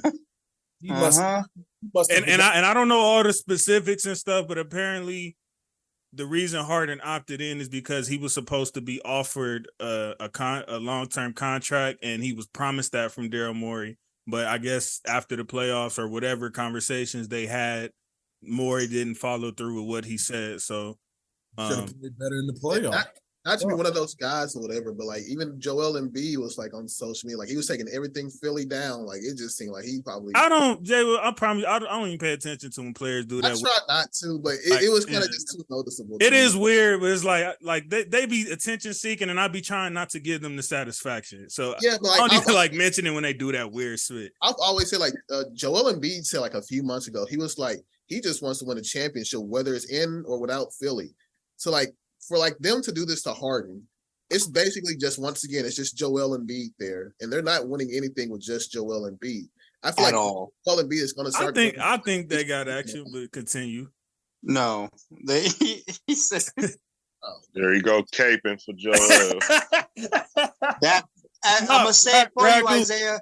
Ragu, I'm gonna tell you, for you. I don't mind if Harden's out the picture because they giving Cuzzo more PT going forth to show himself, and he's already proven to be one of the greatest perimeter defenders in the league. So I think that'll be his time to shine. So that's why I don't care if Harden there. If Harden's there, I'm cool. If Harden's not there, I'm cool. I think they and also I got your back, D man. Also, it's time to pay DeAnthony some more money. That's right. Send them that. It's the last year. This is the last year of that deal. So let's go. I believe so. So that'll be a perfect scenario for him. But like I said, whether Harden's there or not, I think he gonna do what he do. But if Harden's not there, obviously that gives him more minutes. But again, like Harden, even if he chokes in the playoffs or whatever, I think that team is only going as far as Embiid take him. So if Embiid chokes in the playoffs, they ain't doing split. If Embiid plays when Andre, I ain't got time for your split today. If Embiid plays like how he's supposed to play at that MVP level in the playoffs and Harden chokes, I still think they'll be good. When is that gonna happen? Please tell me this year, nigga. This year, nigga. That's no. So how long have you been waiting for that to happen? Because I got some stats for your ass talking about some Embiid playing up to his potential. So since 18, I said if, nigga. Nigga, I'm telling you that shit ain't gonna happen, nigga. There is no if. It's 17, 18, every time he's made the playoffs, he's only raised his point per game one time in the playoffs. Only one time. The rest of the time, guess what? He has decreased significantly. And I don't want to hear about injuries either, because I'm not trying to hear that too much. I feel like he was getting ready to say something about it. I don't want to hear that. I could see maybe one season, but like this is like repeated. I mean, I've already said Embiid. Like I said it before the playoffs started and after that, it felt like he cared more about MVP. It's the fact you have the fucking gall to call Jokic, Gerberchick, and you support Bummeed. Like I don't understand. He's a bum. He's not a hooper. He's a wow. A fraud. All right. Fraud. There you go. A phony. You done? Nah. Now I'm coming back. So where do y'all view this situation? From what it is, like how do y'all view all this? With I think it's the start. I can say like I'm shocked that Harden has went this far, as far as like even what he said at the camp or wherever the hell he was at, saying I'll never play for this organization and all of that. I thought it was gonna be had a deadline. Foul, bring him back, So he had a deadline to decline the option, right? No, he been jumped into his option. He did that months ago. But I'm saying it was a deadline for that, right? Yeah, he had to do it time. at that time. At that time. But I think Morey. So he obviously did that in good faith, right? Right. He had no reason to do that other than in good faith, and then a deal didn't get done. So maybe he knows that Morey turned down some shit that we don't know about. You know what I mean? So that's the animosity, man. He did that months ago in good faith on obviously on what dude told him. That's why he called him a liar. And shit. Now he's upset about that shit. And Ragu, another quick note. I'm gonna let y'all get off. Another quick note. Chris Paul back in 2020 said that Morey did something similar with him. He straight up told him to his face, like, we're not trading you. Revolving some type of deal that was done at that time. And then 2 days later, he got traded to OKC. So I just thought that might be worth noting. Jay Will, you can go ahead. It just seems like it's like the beginning of the end for this little trust the process scheme they've been having going on. Because really, what this tells me is that I would say it was that when the Ben Simmons thing happened, to be real. Yeah, but I feel like James Harden gave it just a little bit more life. Like we don't see the little Harden and Embiid experiment. But to me, it's just looking like, of course, Harden, I don't expect him to see in a 76ers jersey this year. And I think Embiid is just going to go. Oh, wow. You don't see Harden playing at all for Philly this year? I feel like the damage is already kind of done. Like, once he made that little statement, to me, it was 100% clear. Like, he's probably not going to play. Have we seen a player do that we can think of? That just straight up sit out in basketball? Straight out came and flamed the GM like right before the season started like that? Didn't Scottie Pippen do it? What, with Jerry Krause? Publicly? With Crumbs? I mean, at that time period, it was publicly kind of. If he did not sit out, I can't remember. So he's the most recent one. Well, he didn't sit out. What he did was he put off a surgery he was supposed to have to where it inflicted with the season rather than doing it in the summer, healing during the summer and being ready for game one. That was what he did. So technically, he kind of did. Yeah, exactly. Yeah, in a way, but within the legal realms of the NBA. Yeah, there was no rule against that. Harden is going to lose some bread, which I'm sure he's super filthy effing rich. So I'm sure he's not caring about that at this point. But he's going to lose a pretty penny if he really decides to do that. You think he plays, or how you feeling about that? I think he sucks it up. I don't think. I think it might affect the team. I think I know. Hey, how much he make? 50? Yeah. Yeah, I think he's gonna suck it up as well. Didn't do it in Houston, so I just don't know. I just don't. I just have a hard time. Even if you got 250 at the house, another 50 is another 50. Yeah, I don't blame you for that. And I don't think anybody takes Harden and damn sure doesn't give Morey what he's asking for with him, with it being this public like this right now. Just like 10 is 10. And I feel like my boy Josh shows up. I know I segue back to football, but yeah. 10 is 10, Josh. I ain't gonna lie now. I know they disrespecting you, brother, and I'm with you. But that yime is there, man. You might as well go and get it. But that's the thing. I'm thinking with Harden too. Maybe he'd be more willing to take it to the chin because I'm sure Harden's like one of the richest players in the NBA right now. So maybe if somebody's willing to take that hit to their pockets, it's him. But at the same time, you're not getting no younger, bro. So you know what I mean? Like this Pick is it up now. They will just say it's the beginning of the end of the process. It's also the beginning of the end of Harden's career. Like he's at that level in his career where we're thinking like, okay, I agree. Still playing elite, but it's like, how many years? You know what I mean? All these contenders, and he still can't get it done. And yeah, time is kind of ticking. He probably got a good couple more years. So I think he slowed down. And the attitude, and he can have an AB situation where your attitude gets you out quicker than your talent does. Yeah, he'll be 30. You need to be careful. He'll be 34 this season. This is what the fourth team in the last 2-3 years where Harden is having some type of issue with the franchise. I mean, who are we looking at this point? I'm glad you brought that up. I'm glad you brought that up, JC, because it seems like every offseason, like he's always wanting to go elsewhere. He signs with a team mid-season, and then as soon as that season ends, I want to go. Like every offseason, it seems like he wants out. And that's not even including when you was in Houston. How many Hall of Fame, All-Star caliber players did they get you year in after year out, and every single player it was them, but nobody's looking at you, or at least you not looking at you. Harden's gonna win a championship as a come off the bench, old veteran, not making that much money guy. He's not gonna win. If he even makes it to that point and swallows his ego to even get to that point, he has to. If he wants to really win one, that's the way it's going. He gonna have to go the Dwight Howard route and swallow that pill. And that's the ultimate thing. Like guys that have won championships. I'm not just Dwight talking Howard like help. Shout out. I'm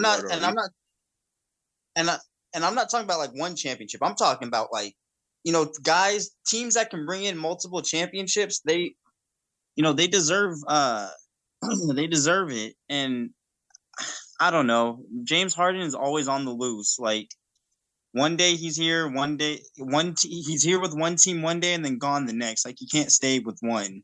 And a lot of teams that I agree with that. I agree with that, Dre. He's been doing that for like the last decade, seems like. And the teams that win championships, it's always everybody else. Yeah, and teams that win championships, half of those guys are willing to be like, oh, I'm willing to, not score 40 points tonight. I'm cool with that. Everyone has a part, will play a part in getting a role. Every team that's won championships, I feel like they've been able to check their ego at the door, swallow their pride, and say, hey, it is what it is. And if y'all remember, Dwight was having the same issue when he was on 4 or 5 teams in 4 or 5 years because he would not accept, nigga, you're not that guy anymore. You have to swallow, check your ego, swallow your pride, and understand that you are a bench player now who can still contribute, but you are a bench guy. And remember, he had to take that non-guaranteed deal with the Lakers to prove he wouldn't be an issue and all of that. Actually, and what happened that year? He ends up winning as a glue guy, and it extended his career for a few more years. Or if that didn't work on the Lakers, he was done. So, and there were times during that playoff run, especially where, especially on defense, he was that guy.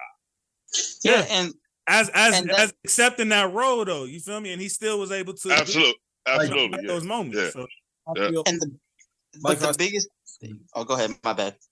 Like I said last year with Dwight, I feel like we was missing that presence last year, especially going against Jokic. I'm not saying that he can guard him out. No question. Jokic was getting in that paint, fucking shit up left and right. Same thing with to the point about James Harden not really swallowing his pride. One thing you can say about Steph, even though KD did pull some crazy shit by going to Golden State, that nigga swallowed his pride and was like, fuck it, welcome him with open arms. To an extreme level. Yeah, like fuck it. He took a hit in every aspect of his life and career when it came to that. Off of back-to-back MVPs, one of them being the first unanimous MVP at that. And he could have easily been like, oh, hell no. At the plight of his career. Like his shoe sales went down, everything because of that switch. And he said, because I want to win championships and be written down in history and shit. He swallowed his pride. And like JC just said just a few minutes ago, the biggest thing to teams, guys like Clay and all in Golden State, their egos get checked at that door before they walk in the building. They know, hey, this isn't about me individually. This is about us. So check those egos and let's get it going. Those are the teams that are that end up winning it all. The one thing, like you said, and that's on every level of basketball. Like even if you go down to high school, like my high school team, senior year, went to a school called Reebok. The reason why we weren't as effective as we could have been, including myself, I'm not discluded from this shit because I had a very big ego in high school. We weren't checking out. we dead ass weren't checking our egos at the door, and we had too many people thinking, "Oh, we were better than what we were." Not everybody wanted to play their role, and we got bounced second round of the playoffs. We could have very well went further than what we did. It was just we didn't check our egos at the door. We didn't communicate well. Everybody didn't like each other for whatever fucking dumbass reason. Like I said, myself included in that, in case anybody see this, think I'm talking shit or whatever. You have to check, like Dre said, you hit it right on the head. You're going to be on Instagram like, man, Isaiah, you was the main one. I'm like, with that bullshit. I was on a whole lot of bullshit when I went to Reebok. So I'm not going to sit up here and discredit that at all. But yeah, Dre hit it right on the head, bro. You got to check that ego at the door. Like, you got to be willing to sacrifice for the team. You can't always, it's not my way or the highway. With team sports. Like, if you want to do that shit, go golf, go play tennis, go do some other shit. Like, that's box. Yeah, go box. There you go. Like, you can do. Is there any way this situation ends in a pretty way, or is it just well past no point of return type shit? I think the damage is already done. Like, even if they somehow, I'm sorry, excuse me, even if they like find somewhere to make a deal, it's still going to be like that atmosphere in that locker room and that organization. Like, I think it's already made a cloud big enough to where you can't get away with the entire cloud. It's theirs. Is this the NBA's end of career Terrell Owens at this? Is this fair to say that yet? It feel like that. That's the feel that you say that. It do kind of feel Terrell Owens is how he getting the whole treatment, But then, also like we were saying, people getting a little bit wore out of James moving around and shit too. So, like how many times do you have to move? Yeah. I know I'm a little jaded now by him moving around the team to team. And it's like, how are you acting like everybody else so wrong? And you're clearly known as like the biggest playoff choker of like the last decade. What was it? 13 points. I'm not even going there. I'm just saying, just to jumping around, just make it work, bro. And just make it work. And that's probably why teams are hesitant to sign Harden sometimes. Like when there's a trade deadline coming up mid-season, and teams get hesitant because they're wondering who's going to trade some future in a competent star for you right now. Yeah, like everyone's going to sit there in the back of my mind. Well, if we get you, we have the process of possibly losing you in the offseason if things don't go your way. So that has to sit there. A and B, if it don't work out, brother, Chicago. I wonder what's Embiid. Got a spot for you out here, baby. Because that money slot right there, that's a guy. A time. Guy has to be right there. So I know Embiid ain't liking this either. Shit. Yeah, that choke artist will not be allowed. I will slander him every day. Well, I hope he end up putting a Laker jersey just for Isaiah. Isaiah, you better be front and center that episode. If I gotta come to Vegas myself, nigga, and bring my laptop, nigga, I'm gonna be right there. Ain't gonna be no hiding, nigga. I'll be on a hiatus with my fandom. FRAU. I ain't going to no other team, but I ain't gonna be front and center with that nigga. So I did some anti-Josh McDaniel shit. Supposed to be going to the game on September 24th. I canceled that shit. I'm not going to that shit. Damn. If we played San Francisco. No, Pittsburgh. We played Pittsburgh. I think Marv would like that. If we end up getting a little, I know I talked about it with Marv. Marv, when you see this, we ain't going. Maybe later in the season, if they end up showing, if they end up showing something, I might go to a game later in the season. But yeah, you know who y'all sound like? Y'all sound like Tyrell last offseason when we was getting on him. How the tables have turned, man. And Tyrell already got. Don't have anything to be optimistic about, bro. Those was his exact words last year. Those was his exact words. Now I know how he feel. He said they ain't give me no reason to have no optimism. Me too. I know how the man feels now. I was talking a whole lot of shit last year. I apologize to that nigga. This year they should be much better. They'll be much better this year. Last year they weren't quite ready, but us, boy, man, look at here. It might be I don't even want to say anything about tanking before the season even starts, but there is an awful good guy that's supposed to be at the top of the draft. Can't wait till next week.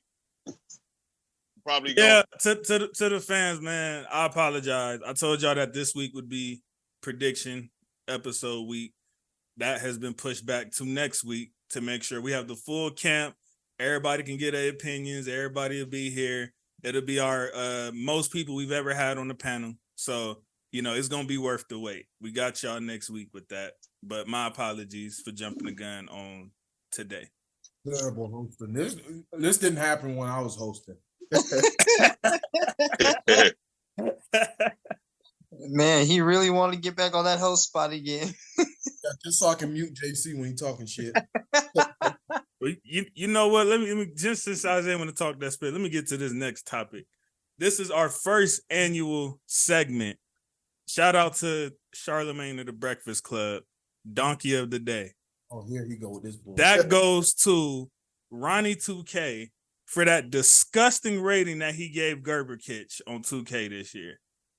They gave this man a 98 overall. Did he not earn it? This is the same. No, nigga.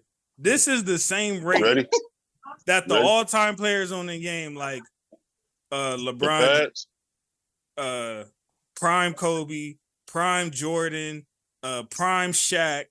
These are the ratings they had. And as far as actual 98s, I can't even remember, other than LeBron, I can't even remember a nigga currently that they gave a 98 to in recent memory. Steph. Honestly, that was a unanimous MVP, nigga, but I don't think he had 98 either. Steph didn't have 98. He did. Steph had 98 that year? Yeah, coming in 17, yes, he did. Okay, well, if he did, it makes sense because at least you had a unanimous MVP. Okay. Ronnie 2K, that was disgusting. And you are attributing but let it to have the been overhyped narrative. That man didn't do spit this year that to get him a rating over what the hell he already had. That nigga he's the same nigga. What? 30 and 20. I'm not saying he don't deserve 97. That was fine. But to go like what y'all setting up to do? Get this nigga a 99 when the season start? That's a very much shorter list. And it seems like that's what you're trying to creep and get closer to. Mr. Ronnie. Bro, you like to cry about everything. Donkey of the day. Where I wish I had the Remy Ma voiceover right now. I'd play that switch. That's all you like to do is just cry about Jokic. But I don't think he. I think he's cool at a 98. I think he deserved it after what he put up this year.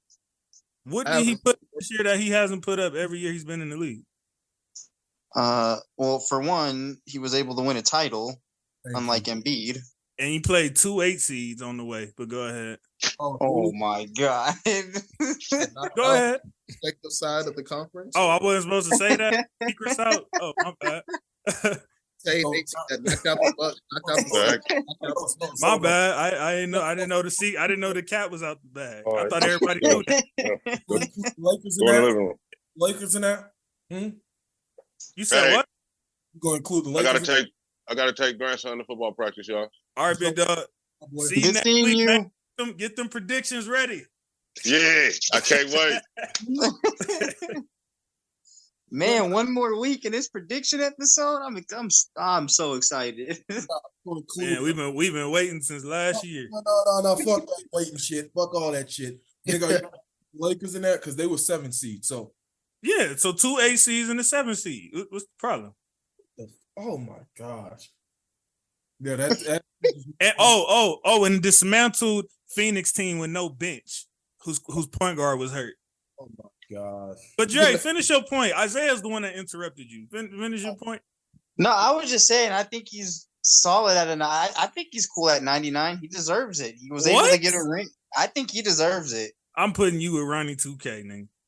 Thank you. You the only nigga sitting up here. You don't deserve a 98. Yeah. Yeah, he shouldn't. Yeah, because he shouldn't be with them other names yet, my nigga. Nobody else had 98 except Brian. He had literally so now Gerber Kitch is on Brian level. Gerber Kitch, the nigga that's a cone on defense half the damn time. I mean, Jokic just done enough for me. I mean, the way he went off in the finals, probably one of the best finals runs that I've seen in a minute. Honestly, I ain't gonna say that's one of the best finals performances. Yeah, I have no reason as to why he should not be. It's just a fine job rim protecting against the Lakers, but that wasn't mentioned. You said a what? He did just a fine job rim protecting. I said half the time. He has his good moments. Harden has good perimeter defensive moments. Everybody got good moments. Stop. You try to make his defense out to be the worst in the league when it's not even that close. It's one of them. He's average. It's definitely one of them. That nigga's barbecue chicken. You see what happened the last time he played Embiid? Barbecue chicken. Average on defense. Barbecue chicken. What happened? Where was Embiid come playoff time? I said I was talking about a direct matchup. Embiid going to some whole other spit. I mean, barbecue chicken. When he played the best offensive center in the league, you seen what the hell happened. Yeah, one time because Embiid ducked him the other time like a bitch. Am I supposed to be just shocked that he played him? He had one good game against them, and there's like 81 more games in the regular season. Like, am I supposed to just He didn't. So he didn't do that to everybody else. Is that what you're implying? I think Jokic is better. That's the only thing I'm saying is that we can't just sit here and be like, we can't just look at like one game. Let's talk about the entire season. He was asking me about defense. That's the only reason I brought that game up. It's on defense. If you look at his defense and his defensive numbers, he's average. He's not. His defensive box plus minus. What's all that spit? What the fuck is you talking? Go ahead and give me the advanced stats because that's all that nigga got. Okay, nigga. You're not watching Denver Nugget games, nigga. Niggas just average on defense. I never said that he was great. I didn't say any of that. I said he's average on defense. You can yell. I mean, that's about what I said. I said he's a cone half the time. Nigga, that equates to average. No, that doesn't. No, that doesn't, nigga. You trying to be funny. You think you funny. You think y'all niggas was talking all that spit about my boy when I was gone. I have one little small segment about Gerber Kitch. It's the worst thing in the world. Donkey of the day goes to Ronnie 2K. Hee-haw. You have no basis anymore, bro. You have no basis. That conversation is done. Dead data. It is done. I made my point. I'm cool on that. It's done until come October on game 1. I'll be back on my spit again. What point did you make? Ronnie 2K Donkey of the day. That's it. Yeah, bull. I just don't see why we can't put Jokic on that level. Like, he doesn't have 2 MVPs. Probably should be 3 MVPs. You don't see why Gerber can't be Shaq level. Actually, you don't see why he can't get put on Prime Jordan level or Prime Bron level. You don't see why he can't be on that level. Nigga put up 30, 20, and 10 in a fucking NBA Finals game, and you gonna sit against obtuse to have this nigga rated 98 on a fucking video game. Get the fuck. Like, I'm pretty sure if 2K existed back before Jordan won his first ring, Jordan probably be touching like 98, 97, 99. I wouldn't be surprised. Gerber Kitch ain't Jordan. Here we. Oh my fucking. Jokic. All I'm gonna say, like Jokic has it. Like, I don't know what you want me to tell you. He had a great season, had a great finals appearance, won it. Has the accolades to kind of back it up a little bit, even though accolades, I'm not saying they just matter. But if you give somebody a 98, 99, they got to have something to kind of back that up. You know what I mean? So, I mean, I have no problem. I see not a real reason as to why Jokic can't be a 98. I can't find one reason. Because what is, like I said, it's deserving. Nothing differently he's doing now than what he did the prior year when he got a 97. He putting number up. The biggest difference from this year to last ring, nigga. That's the difference. He put up a great finals performance, nigga. Not even that, he had a great playoff performance as well. So, I mean, was out there fucking the Lakers up, nigga. Jamal Murray. Hold on. See, that's what I'll be talking about right there. So we just gonna act like Jamal Murray didn't exist, nigga? Like he didn't say that. We just giving Jokic his credit. Nobody said anything about Jamal Murray not doing anything. Thank you. The conversation didn't talk with Jamal Murray. What the fuck are you talking about, nigga? I'm just saying. Let's not forget that part. This is what we be talking about. This is basically like me saying, I like pancakes, and here you come. So you hate waffles, nigga? That's not what I said. You said he was acting up the Lakers. That's all you mentioned was that nigga. It wasn't he was fucking up the Lakers. The conversation was on Jokic, nigga. He put up the same numbers he always put up. That's what he did. Yeah, all right. Somebody pull up the stats for Jokic. Same numbers. Like his numbers ain't 30, 10, and 10 most of the It's time. great numbers. I'm not saying it's not. It's great numbers. What Embiid You average? make it sound like he's just dropping just average. You know what I mean? Like we talking about something, he's just dropping the same numbers like he always does. Like, yeah, if somebody's dropping like 30 points, 15 rebounds, 15 assists, maybe. I mean, I'm fine with that. But that I actually just gave Gerber-Kitch a comment, a compliment earlier. Yeah, I don't even know how to say it for Gerber-Kitch because I'm so used to not doing it. I actually gave him a compliment on my timeline earlier, and Isaiah had an issue with that because they had a stat that showed the top 4 players since 2020 of like the most assists, and like the top 4 players was like I think it was like James Harden, Chris Paul, Trae Young, and Gerber-Kitch was second. And I was like, damn, that's crazy. He's second. Isaiah had an issue with that, and I was actually showing him some love. Up here and call him I was shocked to see his name there. That's not giving him credit. How is it not? You How just you give somebody credit, then just like make fun of their entire Gerber-Kitch ain't a bad name. That's just my nickname because y'all baby the nigga. That's it. Firstly, it's terrible. Secondly, please tell me what Embiid's nickname is, huh? Please tell me what his just thought I'd say this comment. That nigga. Fraud. That's what his name. This man Isaiah call him bum eat. Like that's crazy. I ain't gonna lie. It should be fraud. He had the nerve to drop off 10 points per game from regular season to playoffs, and you have the nerve. Nigga, Will Chamberlain did that shit too. You ain't saying nothing about that. Shut up. 1960s basketball player. We not bringing Wilt into this. Bummy, okay? He dropped off 10 points, which is the highest for any MVP ever, nigga. Well, nah, because I think Steph did close to that in the finals. No, I don't know about that. Wrong. Loud and wrong. Steph went from like 30 something to like 21, 22 or some shit like that. Wrong. What was the numbers in?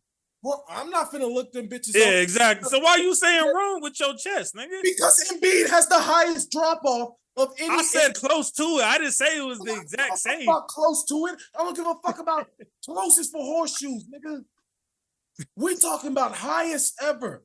And you got the nerve to be calling the person who won the NBA Finals fucking MVP fucking Gerber-Kitch?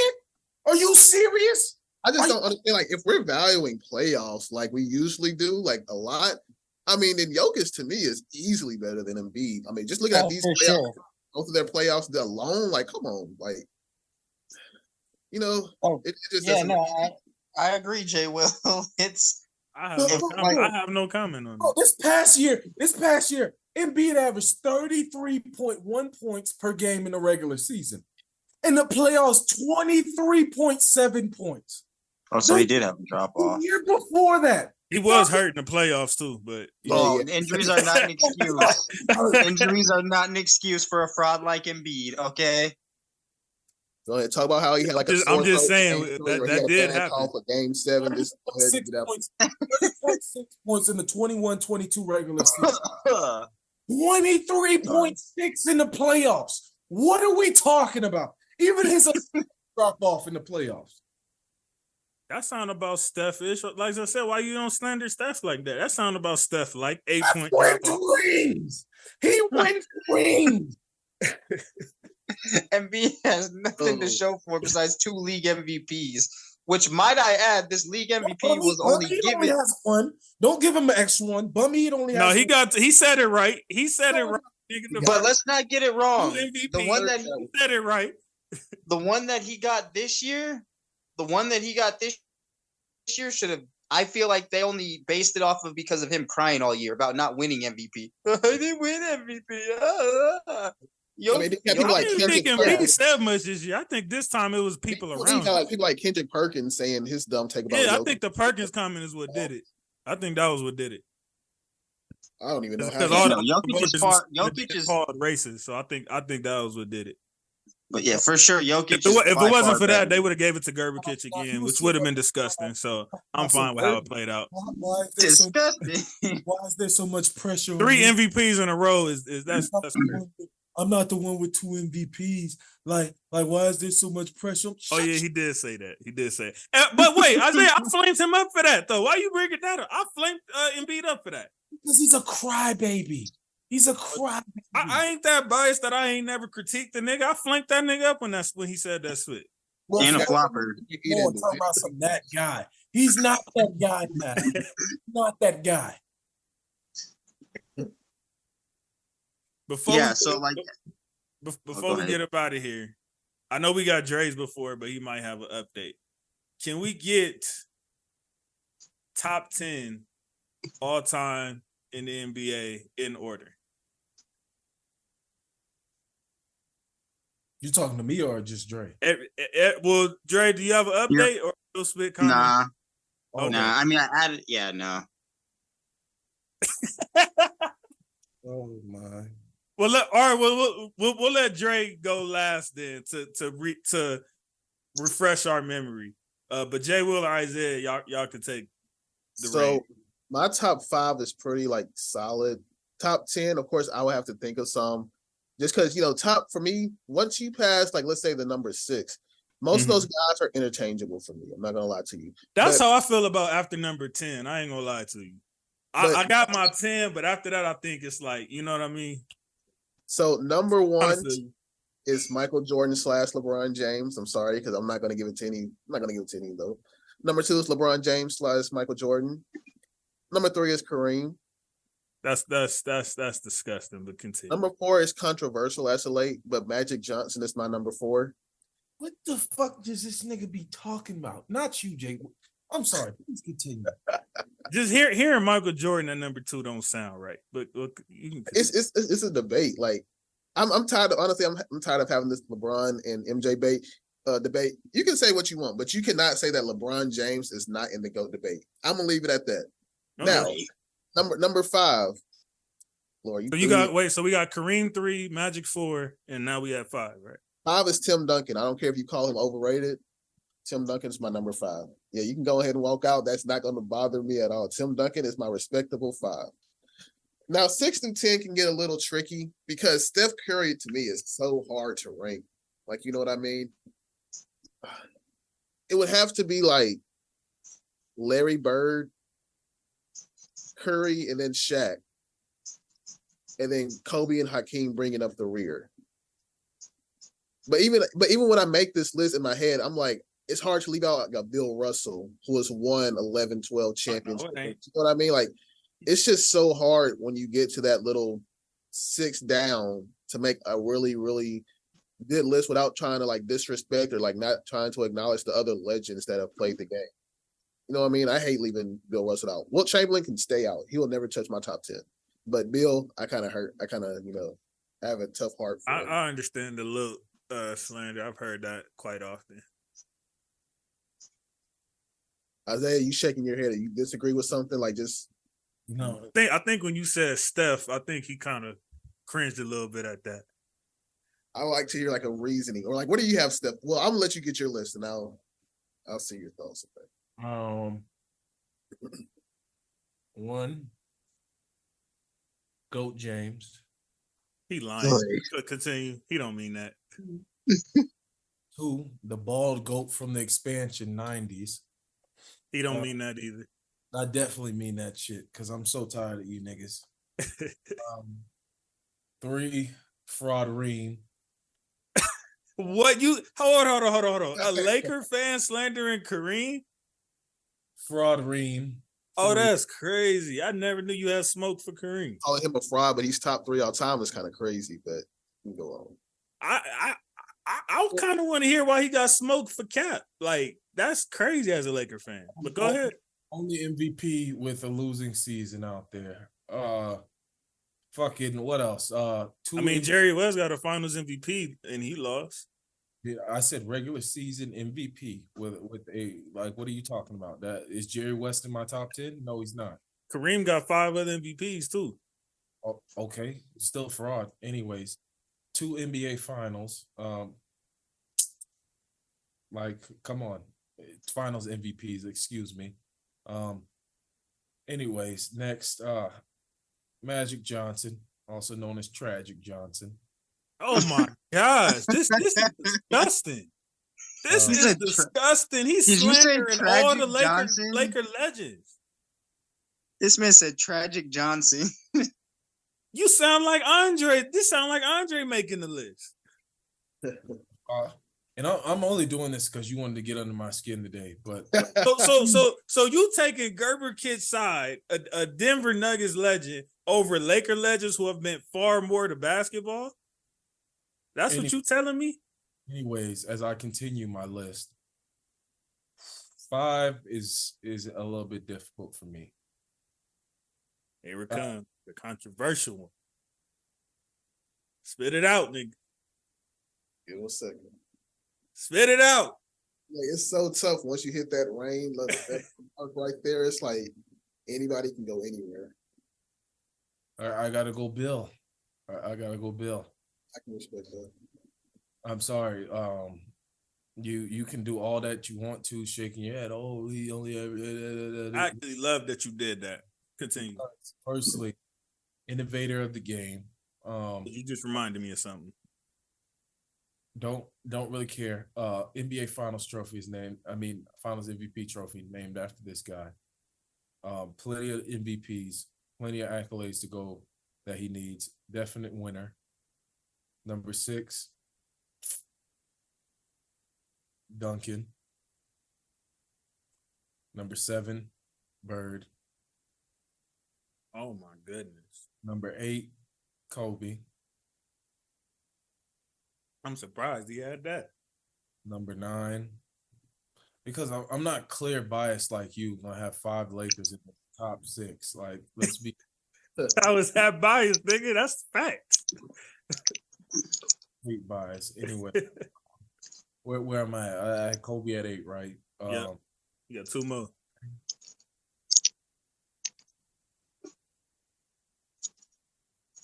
9, I gotta go Wilt.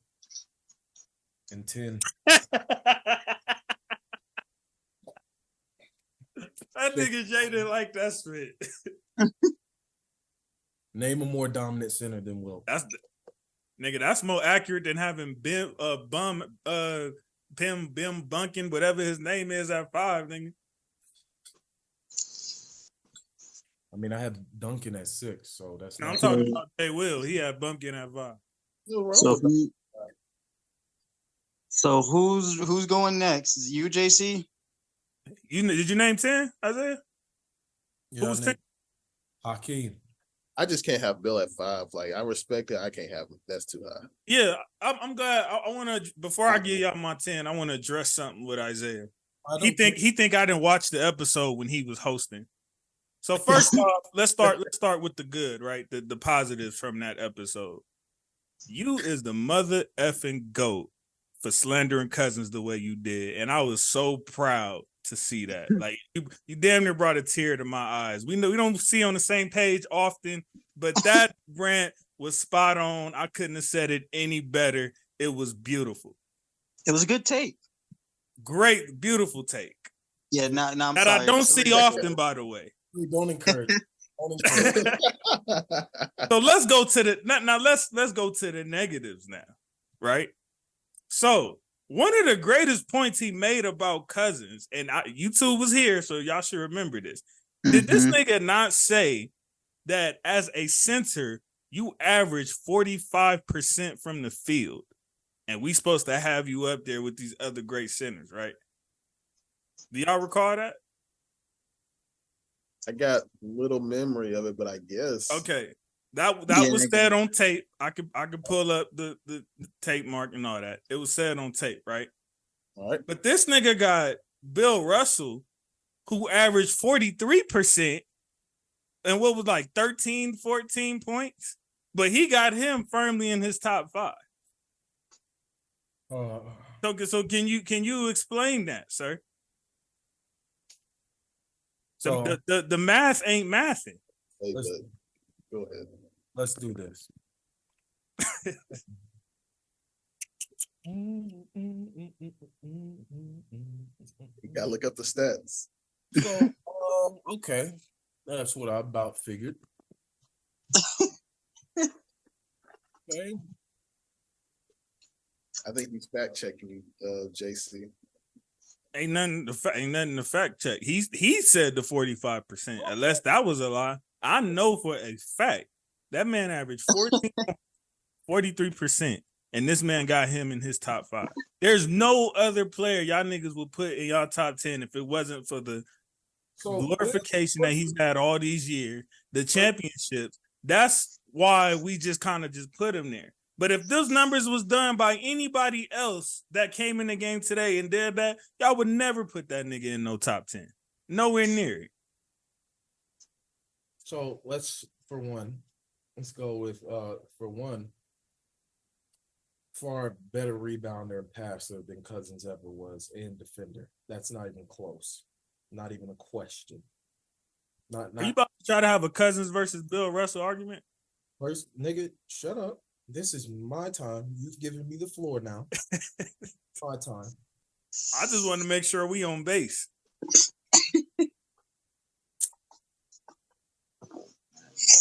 Shot 13 shots per game his career. Before Cousins' injury, before it all went downhill, that nigga was taking 17, 18 shots a game. Bill didn't even take the most shots on his team.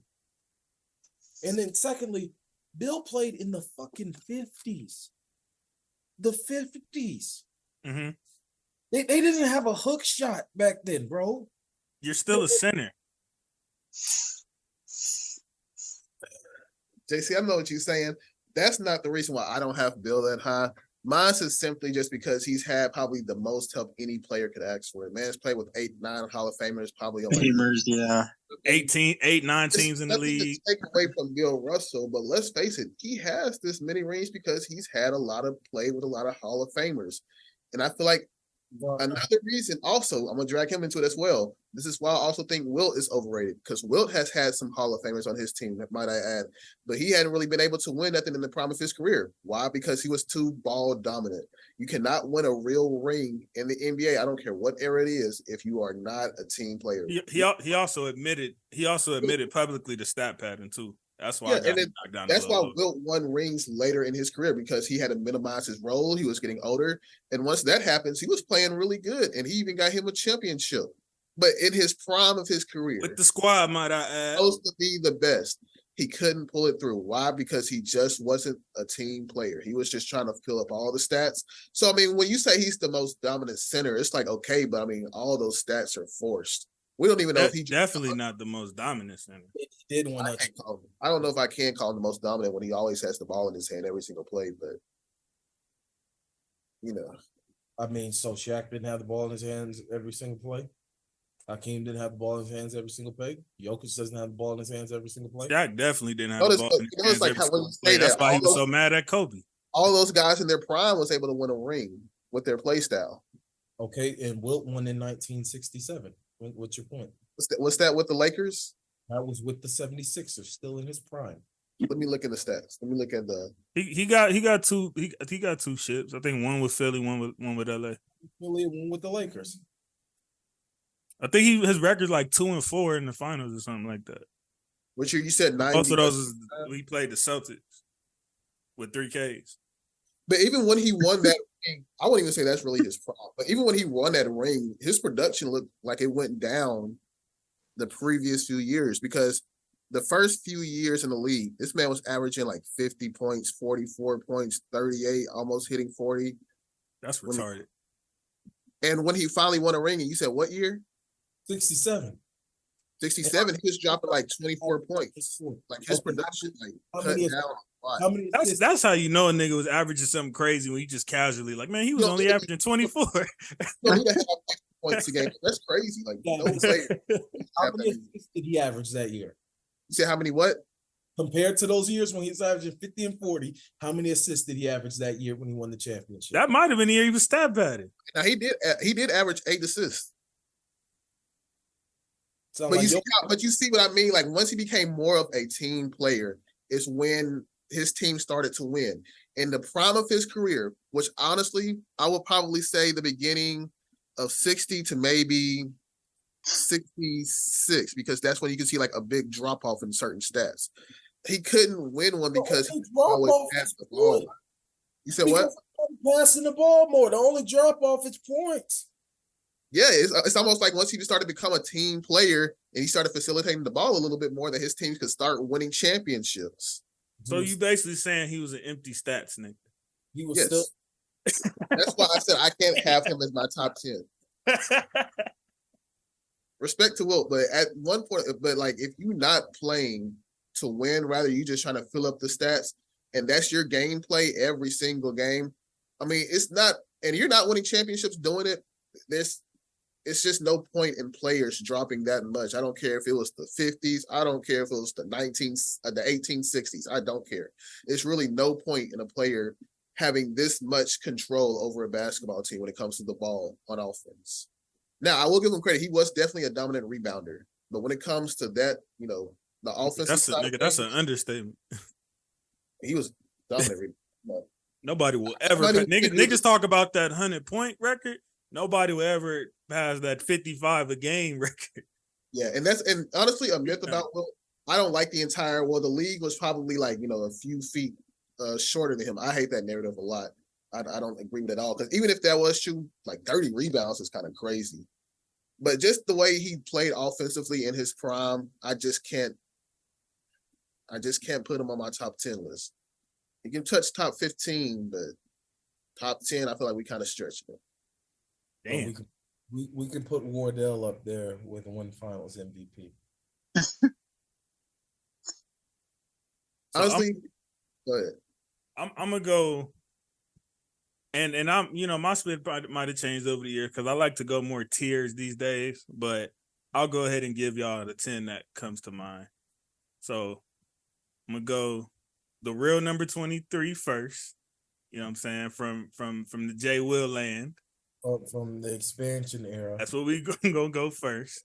I might be surprised. Second, I do got Bron second, but I think that can be argued, kind of interchangeable with Kareem. Not argued. Fourth is the controversial one. I got Hakeem number 4. In what world is Hakeem number 4? I got Hakeem. In what world is Hakeem number 4? In what world is Hakeem? My bad. Hakeem's not 4. Hakeem is 5. I got Magic number 4. Magic number 4. Hakeem number 5. I got Bird and Kobe interchangeable, and like that's 6 or 7. And then 8, 9, and 10, I got Bumpkin, Wilt, and Shaq interchangeable. Oh my gosh, real hate ain't dead, boy. Got Wilt over Bill. You said what? Got Wilt over Bill. I got Wilt over Bill because even though Bill dominated him in a lot of their, like, I guess, per se matchups, the fact that man was averaging as many points as he was in the same exact era that you was playing in shows that, nigga, you was not effing with him when it came to that. So, and y'all, all the other numbers pretty much look the same. It's just you had the team over him most of the time you played him. But if you just talking player for player, I don't see how he's better than Wilt. I feel like Wilt did what Shaq or Bumpkin would do if you dropped them off in the 50s or 60s. Them niggas would have averaged that split too. Once again, you always do that. Can't do that. can't try to throw somebody. I knew it was coming. Like, put up this number of stats. You telling me Shaq not averaging 50, 60 against them niggas, man? But, stop playing. If you ask me, if you put LeBron in the 90s, he's like by far the GOAT. But I mean, hey. In the 90s, nah, hell no. Yes, what the fuck is? Definitely. So, I mean, if we play in that game, if you throw LeBron in the 90s, prime LeBron, yeah, it's over. Thank you. Especially if they give him a team, not like they did in the Cavaliers for like the first decade of He didn't career. play that far off from the 90s. It was the same nigga. So, I mean, what is we talking about? You talking like the 90s is was way different. My nigga, that was like, what, 5 years before he got in the league? The pace of the Kobe played in that. Like, what are we talking about? All right, JC, you want to act ignorant and just plain off foolish right now. Game got way faster once we That's foolish because I don't think Bron would by far be the GOAT in the 90s. If that ain't biased, I don't know what the F is. Nigga, you got Dennis Rodman clearly saying, yeah, the expansion era of the 90s watered down the league. We were running through that shit. We hardly had Larry Bird said that as well. Bird Dennis Rodman, are you using Dennis Rodman as a talking point right now? Why not? Head that had a million crazy things come out of his mouth. Basketball. Best defensive players. He also said LeBron wouldn't have lasted in that era too. Did you? Why are you forgetting that comment? Let's see, that's true. So you only gonna use the comments that favor what you think. Let me finish. Just like Jay Will brought up, Larry Bird said the same shit. Plenty of players said that shit, nigga. What are we talking about, nigga? Jordan didn't start winning until they started expanding the league, nigga. Till the bad boys got broken up. Till Bird and Magic was damn near on Magic was on his last leg. Bird had been out. You know what? That would be like me taking that from Wilt in the era that he played in. If what you saying is true, that means he did what the F he was supposed to do, right? That's the end of that. But we're using your logic against you. That's the entire point. Tell me Bron wouldn't have done the same thing, nigga. Name me one other team with 3 Hall of Famers on it at the same motherfucking time. Don't give me the Hall of Fame argument. It's bums in the Hall of Fame. Don't give me that spit. No, nigga. Answer the question. Name another team in the motherfucking 90s with 3 Hall of Famers all in their prime at once, nigga. That's the thing, though. You're calling Dennis Rodman a effing prime. Like, what is we talking about? Answer the question. They're calling Dennis Rodman a prime. So who did Jordan call up after they lost to Shaq? Dennis Rodman. What you mean? That was the general manager. That wasn't Jordan. Jordan called that nigga. He called the nigga to come rebound. It's like Draymond called KD in the parking lot crying like a bitch. So now we comparing KD coming over to Rodman coming over. No, that's not what I did. I said he was crying in the parking lot, just like that nigga was. Okay, he cried in the parking lot for a rebounder, hit dirty gritty to come over to his team, not a bona fide superstar. What is we talking about? If Jordan, if out of here, man. It's funny how the Bronzexuals mentioned he was in an expansion league. Hold on. He was in an expansion league that made everybody else weaker. So why doesn't that count for Jordan's team? Doesn't that mean he had weaker talent as well?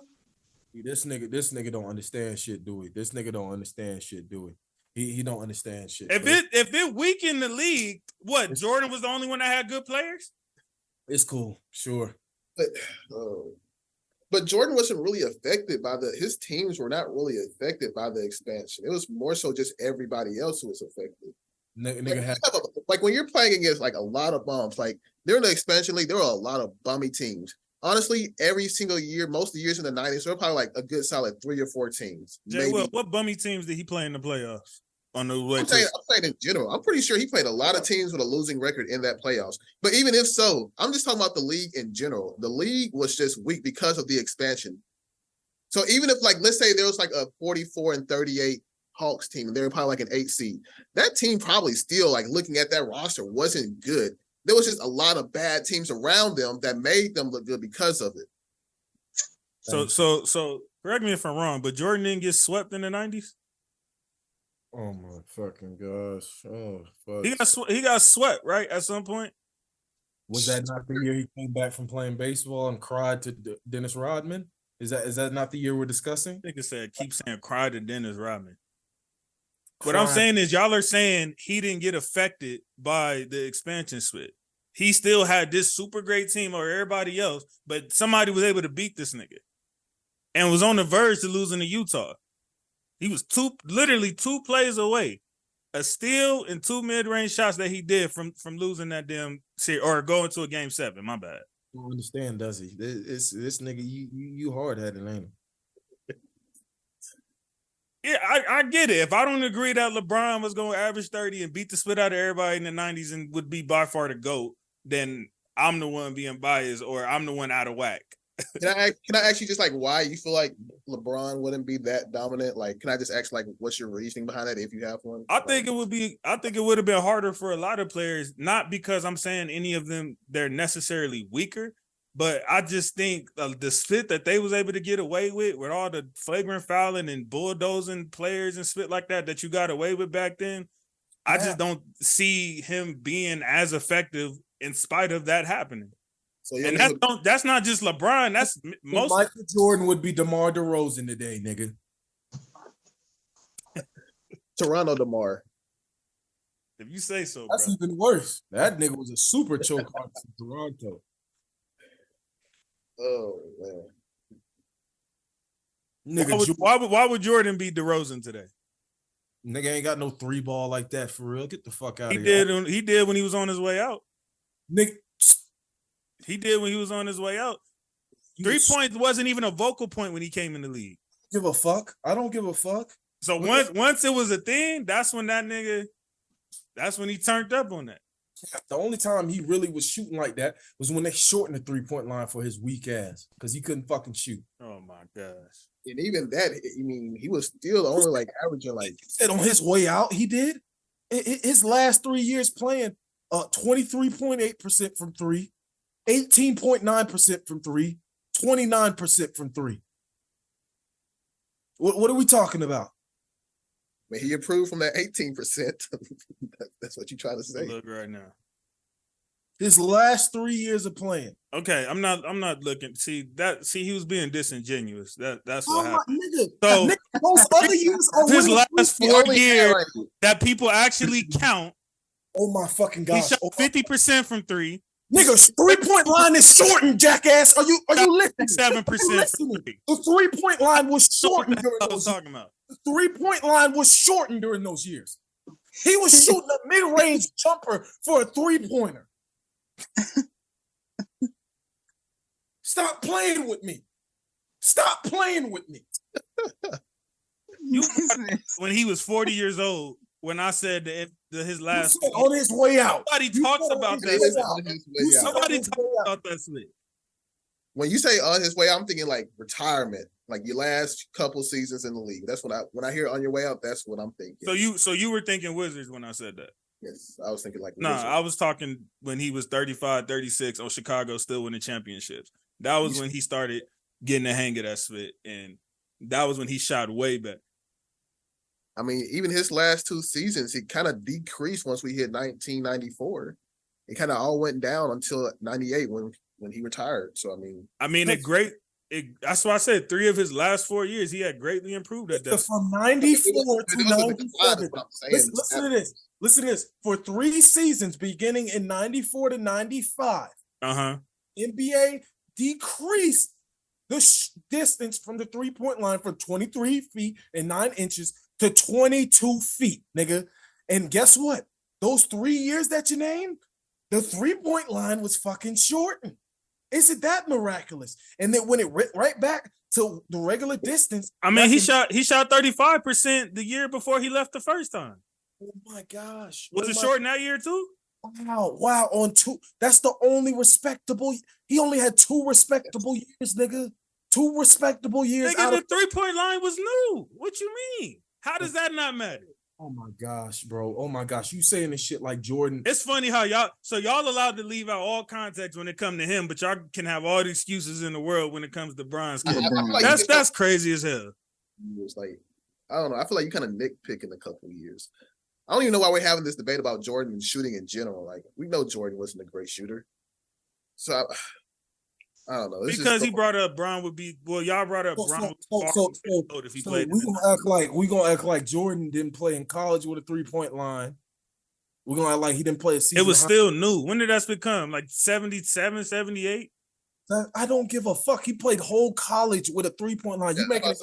Even if that was true, like apart from. But when he was coming up, that means he clearly wasn't shooting no effing 3-point baskets. I don't think the high school length and the NBA length was the same. I don't even think it's the same now. It wasn't. But the thing about it was it changed. When it went to 22 feet, it damn near was.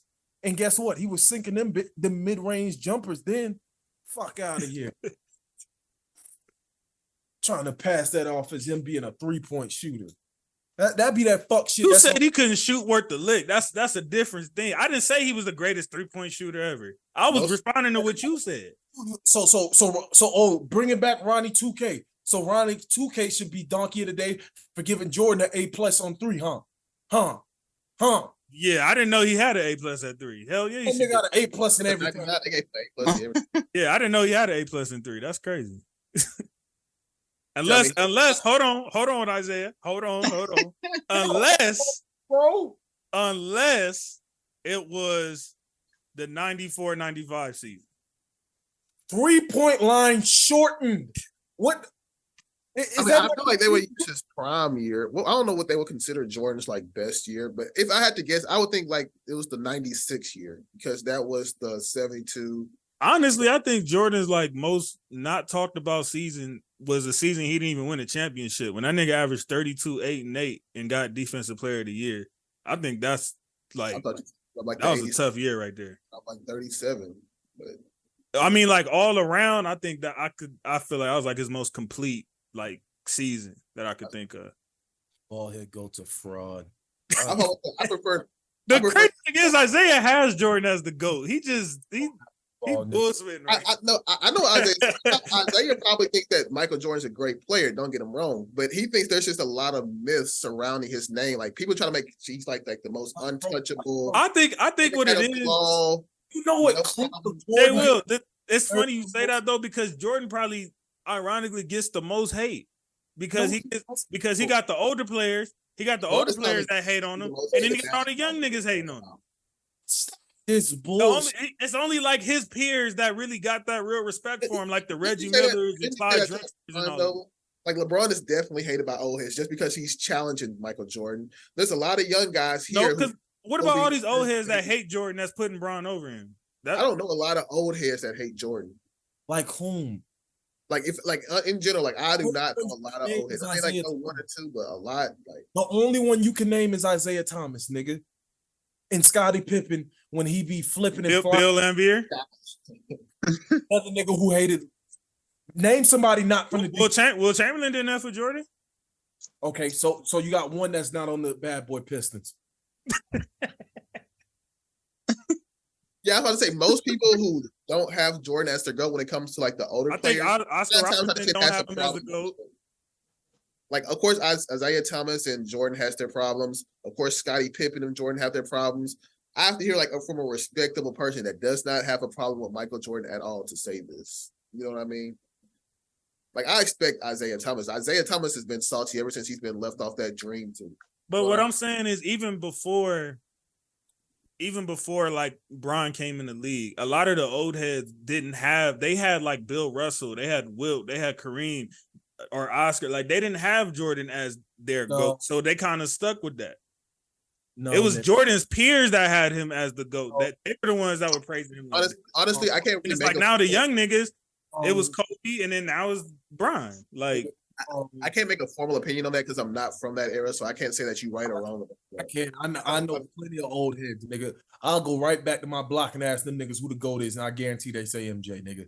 And that's when you say old head, what age you talking about? My father grew up during Wilt and them's prime, nigga. So my uncle, same thing, and he's a bad boy Pistons fan, and he'll tell you MJ's the GOAT, but not me. I'm not for it.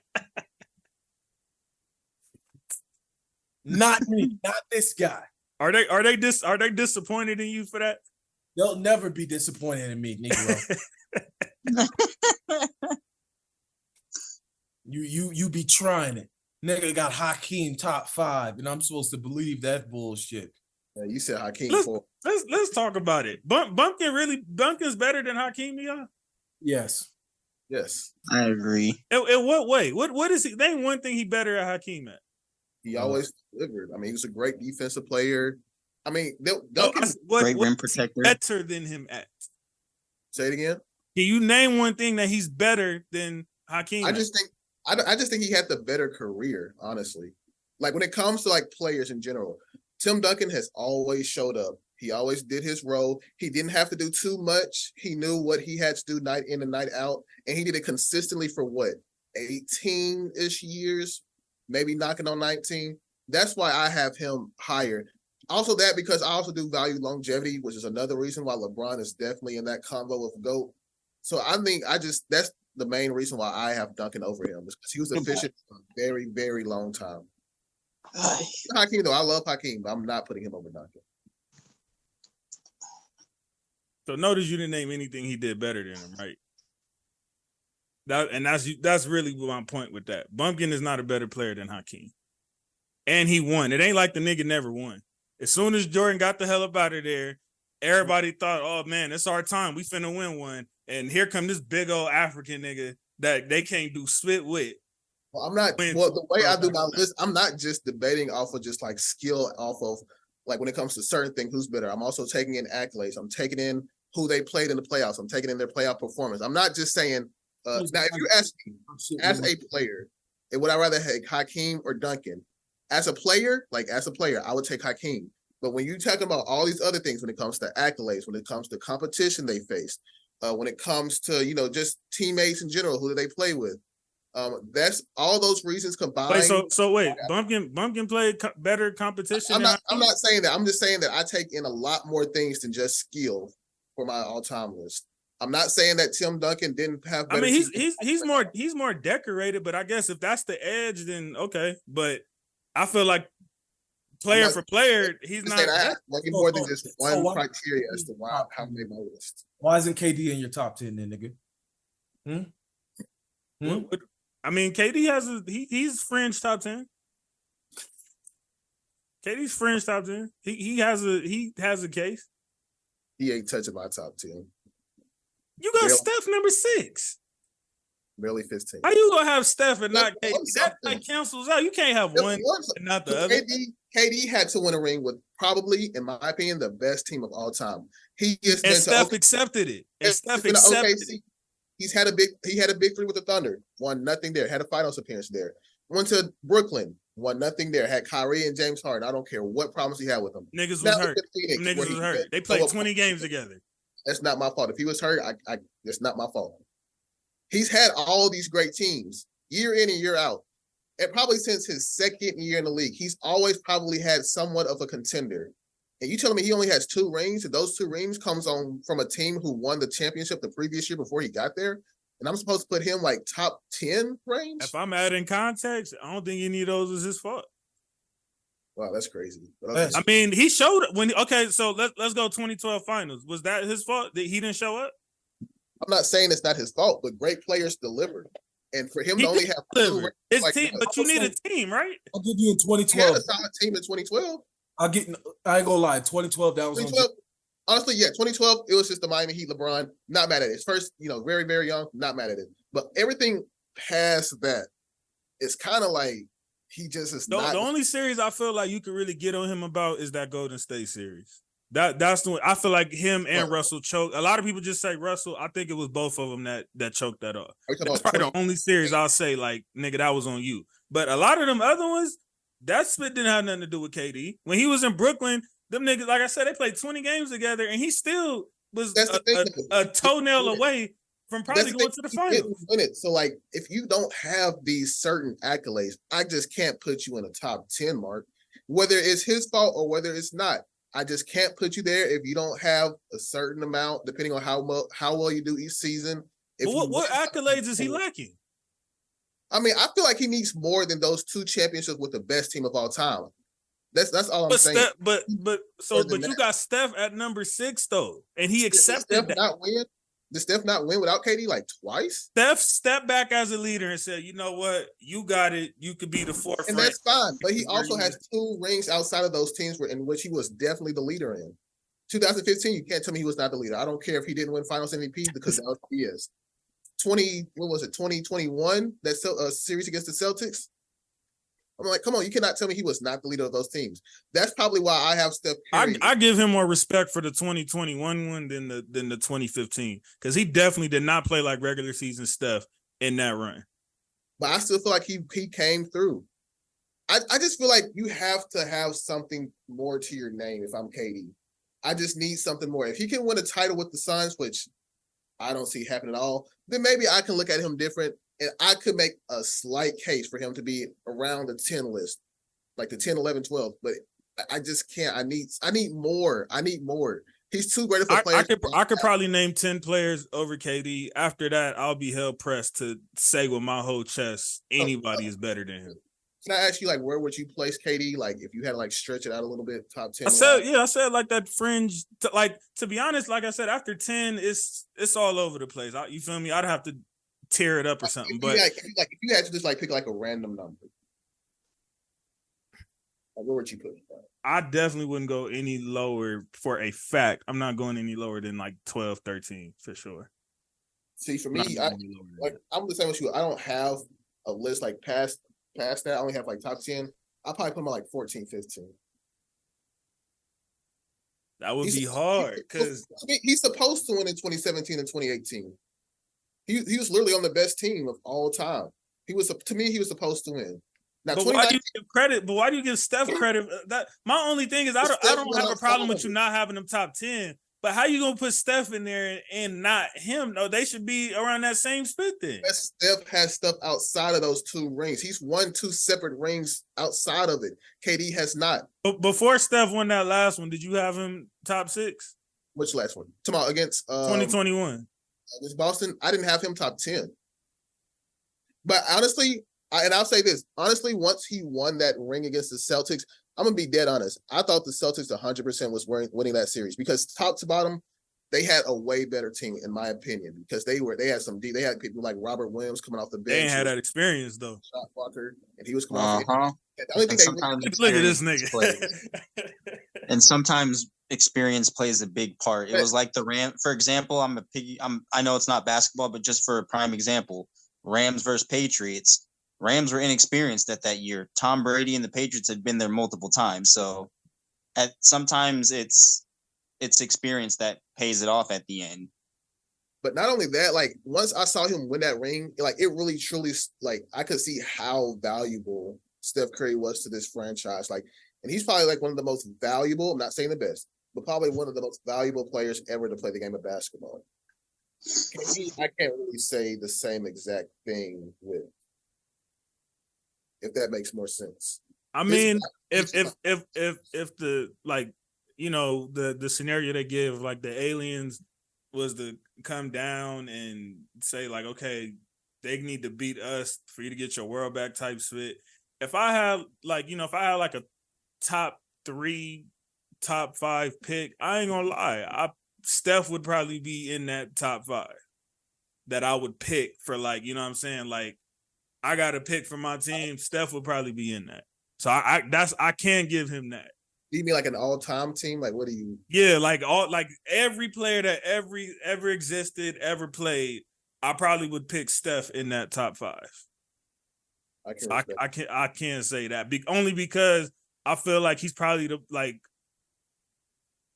like one of the most unguardable players. He's literally like Shaq type, you know, Jordan type level, because and on top of that, he makes everybody else so much better automatically just because he's such a damn threat. Soon as he steps past half court, you got to be right in there.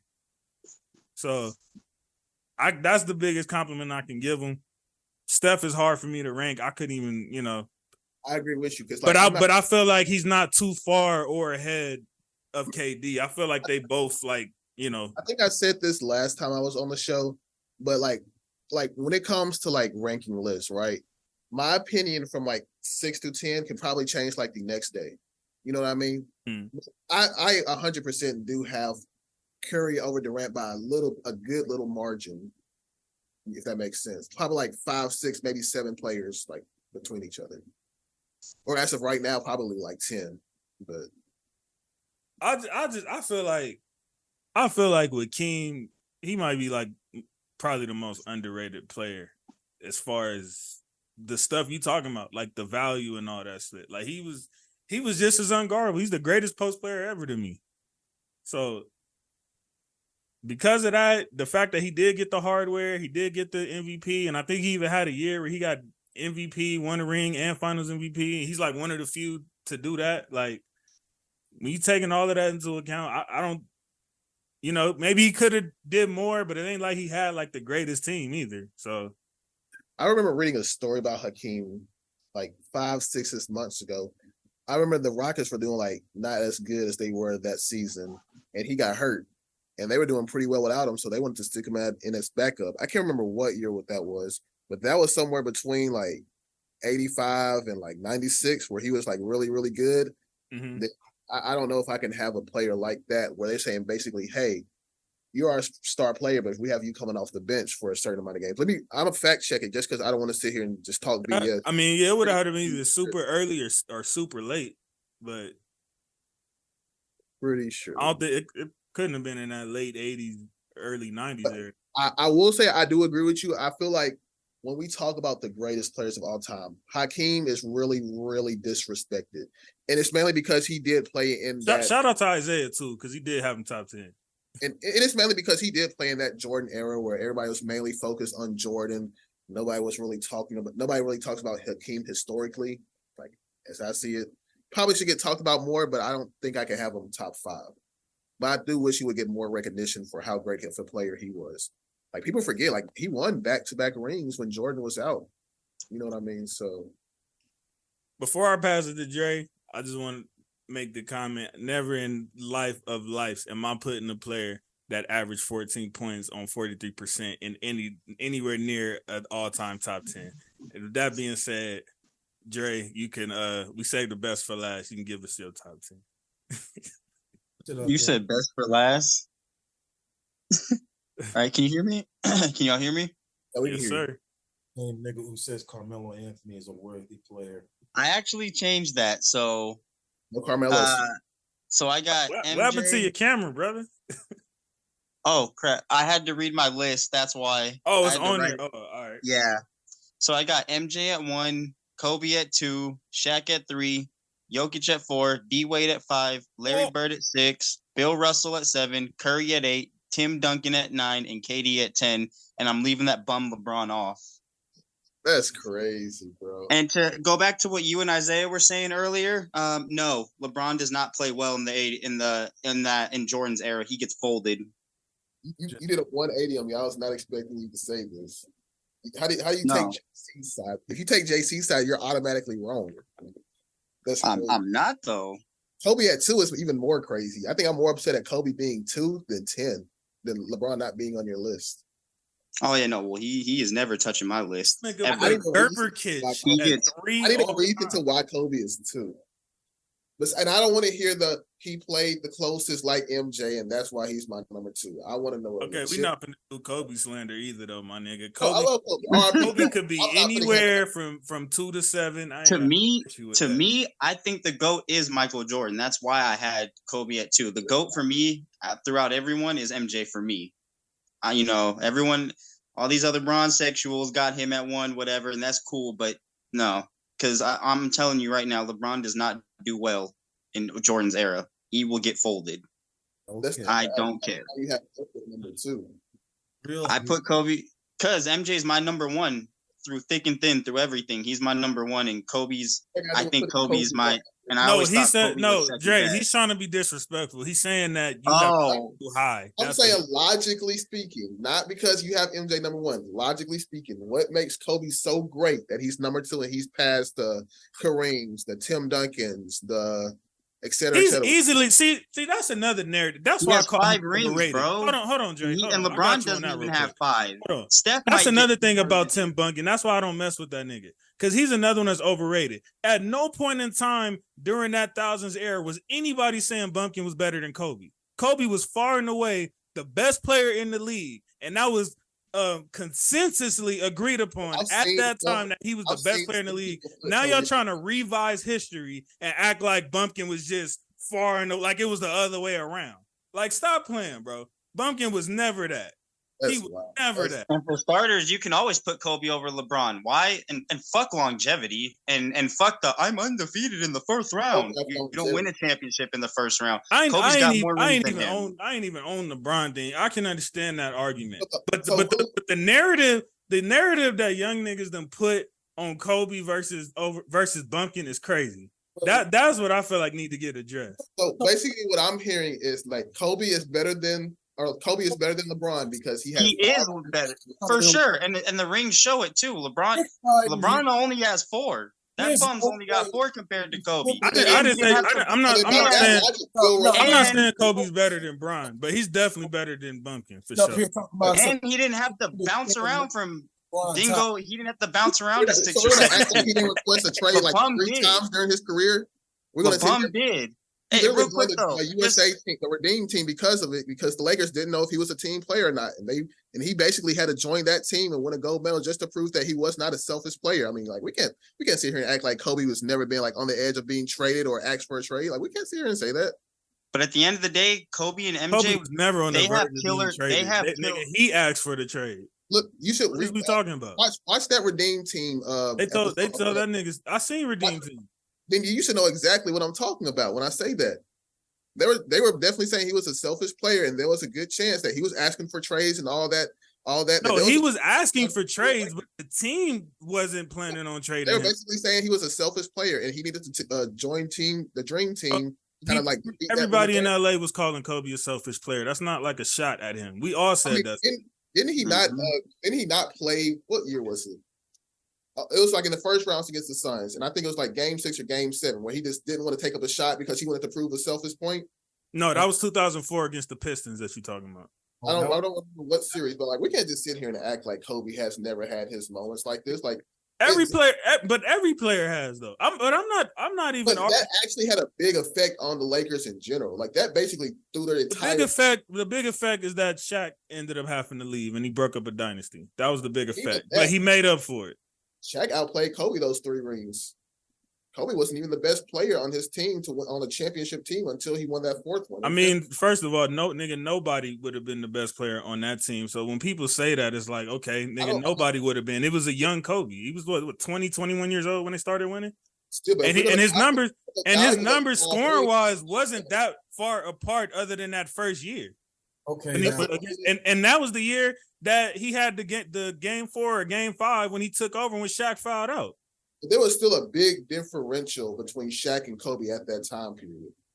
It was a big differential with Shaq and anybody at that time. I'm not going to sit here and blame the egos because they both had an ego. Eventually, that wasn't going to work out. I'm not going to sit here and blame that on Kobe because Shaq, But I just think when we talk about Kobe Bryant, we don't talk about all of it. We just talk about the highlights. Everybody likes to talk down. What you mean? Y'all talk about the negative more than the positive. Let me finish. Everybody likes to talk down on the bad side of LeBron, the 4 and 6.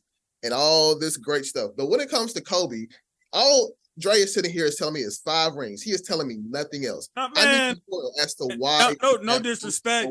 F what Dre talking about right now. You telling me the internet narrative is LeBron's negative is brought up more than Kobe's? Yes, 100%. Oh, that's. I feel like y'all don't realize how hated LeBron is. I understand LeBron. I've ever heard you say, bro. They literally had ESPN, Bleacher Report, all these niggas releasing top 10s, disrespecting the hell out of him. None of these niggas having him top 10.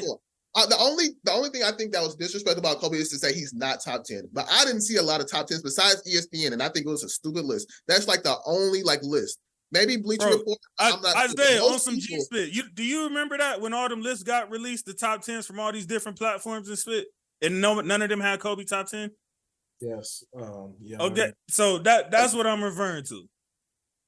I don't know. I feel like Kobe gets his flowers, and I feel like LeBron. Every time he gets his flowers more now since he passed away. Kobe's been one of the most disrespected superstars the last 10 years by far. I don't think so. I feel like you know how me and Isaiah got cool. Do you know how me and Isaiah got cool? Because we was the only 2 niggas in a group back then that was actually defending this nigga like that. And I'm not dissing that's when he was on his Kobe spit like that back then. That's I'm not sitting here saying Kobe is not a great player. He is a great player, top 10 all time. I'm just saying to put him at number 2 with the decisions sometimes that he's made, to me is just ridiculous. When I feel like there are a lot. I F with the fact that you even have him top 10 because honestly, as disrespected as he is, I don't even hear that often no more. Just like Nick Wrong, weirdly enough, as much as he's disrespected Kobe, he actually has him top 10 coincidentally, which I found that's strange too. Yeah, but as far as just overall narratives online and all of these sports groups and all that spit, it's like one or the other. Either Kobe is super disrespected or he's like extremely overrated. And even that is rare for me to see. The only people that I know personally in my life that overrate the hell out of Kobe is the people in my everyday life because I'm in LA. But you gotta realize some of these Facebook groups are just full of dumb people. Like I had to learn that. The NBA greatest debate rooms, some of those people are literally just in there to troll. They don't even care about debating. I can't even take them serious half the time. That's why I left a good 90% of them. I can't take them serious. But you could, I mean, in that case, you could say the same for Bron. But what I'm saying is I think Kobe is far more disrespected on a national scale as far as how they place him. People say you disrespecting Bron if you don't say he's the greatest ever. And he's not. If you got Bron at number 4 or 5 on your top 10 list, they say that's disrespecting him. I mean, I feel like when you talk about the three, the MJ, LeBron, and Kobe, I feel like they're all the same when it comes to like all the points you just said. I just think the hate, when we talk about who gets more hated in that departure, I just think personally it's LeBron. Now, I do see what you mean by saying in like the NBA groups, Kobe is either very, let's per se, disrespected, like people like won't even have him top 10, or he's extremely overrated. I think that's also true. But I feel like people need to just kind of come to terms that Kobe is kind of like in between that 5, 6, 7, 8. And I feel like there's nothing wrong with that. I just don't think that he has a GOAT debate to put him at number 2. Yeah, come out to LA. LeBron, come out to LA and tell one of these niggas that I might get sucked up. I'm trying to live, But I'm just saying. The thing is, okay, so the point that people get me set up in LA because I say something like that. I was having before the LeBron thing was even a debate. I used to have fights with people about Jordan and Kobe. Like that was, if you call Jordan a GOAT in LA, that's a hot take. Like not even to like get off subject. Like I don't think. Like, and I'm an outsider saying this. I don't think people realize how loved Kobe was in Los Angeles. Like, I think of like all the superstars, not even just sports. Like, it can be actors, et cetera, et cetera. Yeah. Kobe's probably like number one. Number one, like most respected guy in LA. Almost to the point is like, if you even talk down on Kobe Bryant, like you risking your life out there. Like, you can't even talk down on the guy. You know another name I can give y'all that might surprise y'all of who's like in the top celebrities ever come out of LA. And I'm only saying this because I seen a game the other day that reminded me of it. Reggie Bush. I don't think people realize how big Reggie Bush is. I don't even know if he's from LA or not, but I don't think people realize. Like, there is a lot of Saints fans in LA because of Reggie Bush till this day. I know niggas that still rock with the Saints till this day just because of Reggie Bush. And I know he didn't have like the best NFL career, but his USC tenure, he was like bigger than life out here. He was on any level you can name, from Kobe, Magic, I don't care who it is out here. Like, Reggie Bush is like solidified legend in LA forever. Him and Matt Leinart were. It's Bush, bro. It's Bush. But my whole thing is, okay, firstly, getting them both of y'all. JC, you're out of line talking about some, I can understand not having LeBron in top 10. No, I said, wait, what? That you can understand that more than having what was it?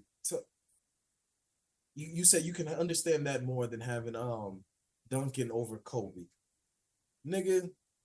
No, I don't think I don't think that was what I said. That's what you said. Because I don't agree with that. I think he said like the 2000s. He thinks everybody was saying Kobe was better than Duncan at that time. Well, saying that, but he said I can when we got pissed off at him not having LeBron, nigga. What you said was, I can understand that more than having Bumpkin over Kobe.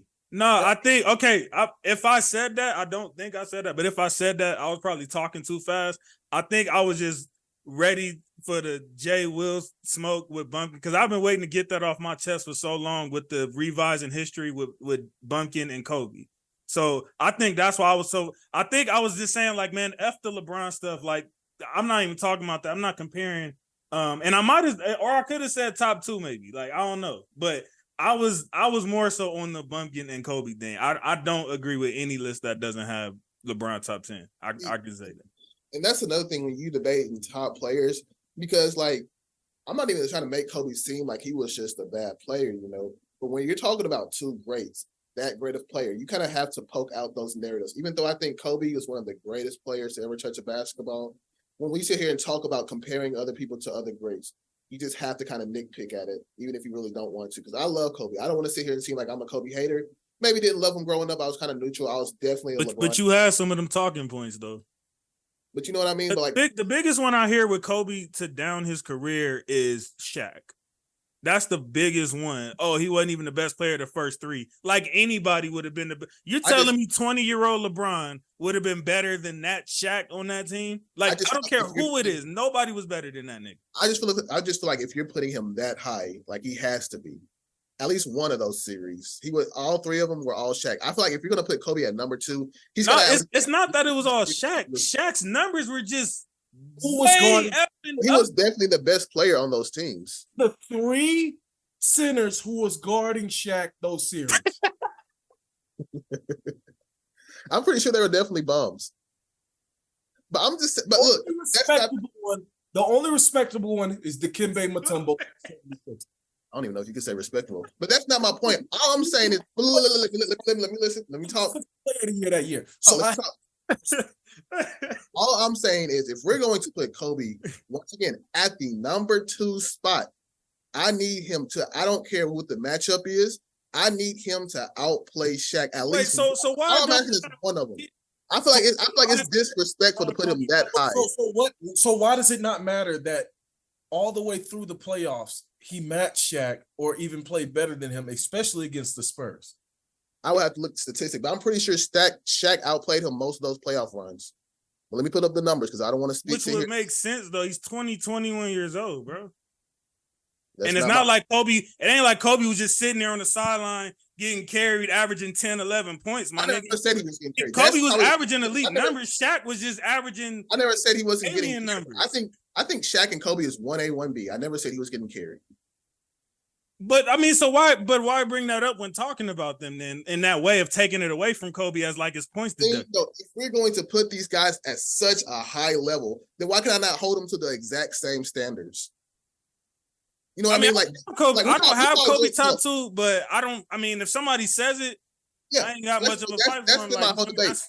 We call Jordan the greatest player of all time, or at least some of us, right? You call Jordan the greatest of all time, right? And all 6 of those playoff series that he won, we knew he was definitely the greatest player on each of those teams, and we have to hold him to that standard because if we're going to call him the greatest player of all time, I expect him to be the best player on. Okay, so why y'all don't do that? Kobe at number 2, I expect damn near the exact same thing. Based on that logic, why y'all don't do that to Kareem then? I have him at number 3. I don't think he was either, but I think once we talk about, but you have him number 3. He wasn't the best player. I feel like when it comes to like that, like you said, once we hit like 3, 4, 5, then you kind of see like the difference in them, right? Well, actually, you know what? I can't even use that because I think Larry Bird, for the most part, was definitely the best player on that team.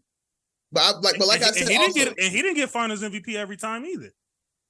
That's true because Kevin McHale got one, and Cedric Maxwell.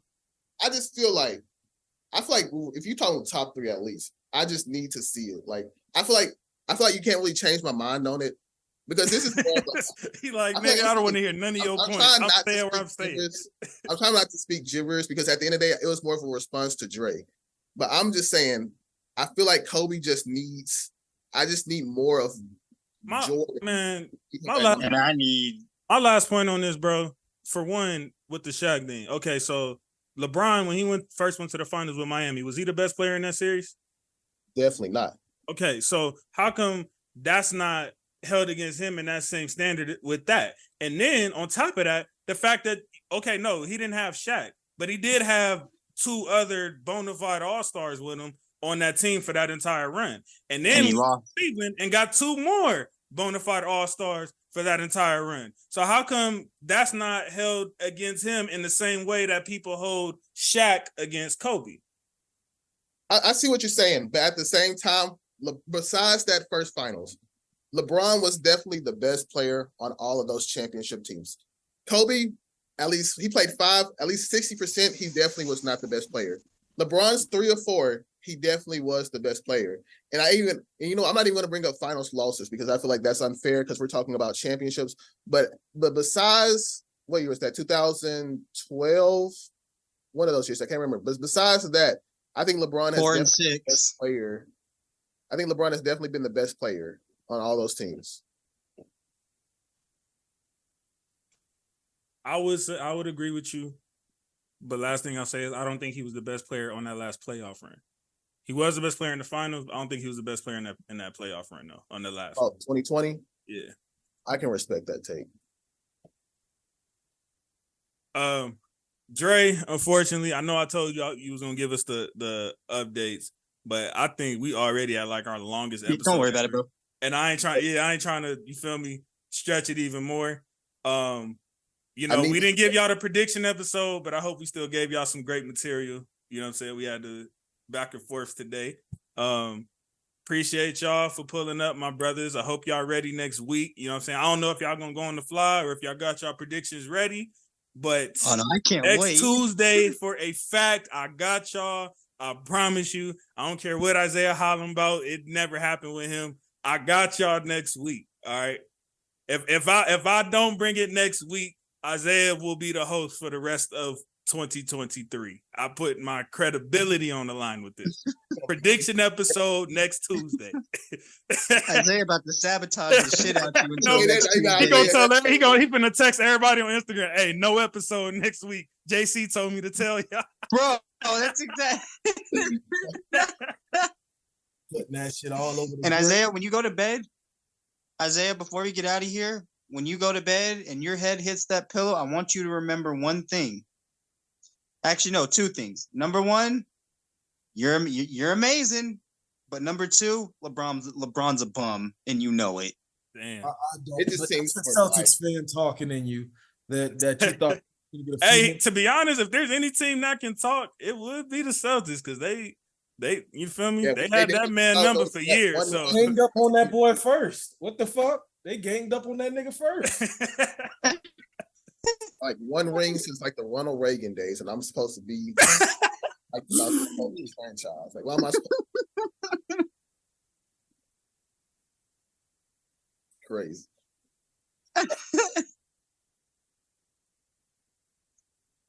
Man. That nigga, hey, shout out to Jay Mother effing Will. That nigga came in hot today, boy. He must have been hot about missing the last episode or something, because that boy gave us some clips today.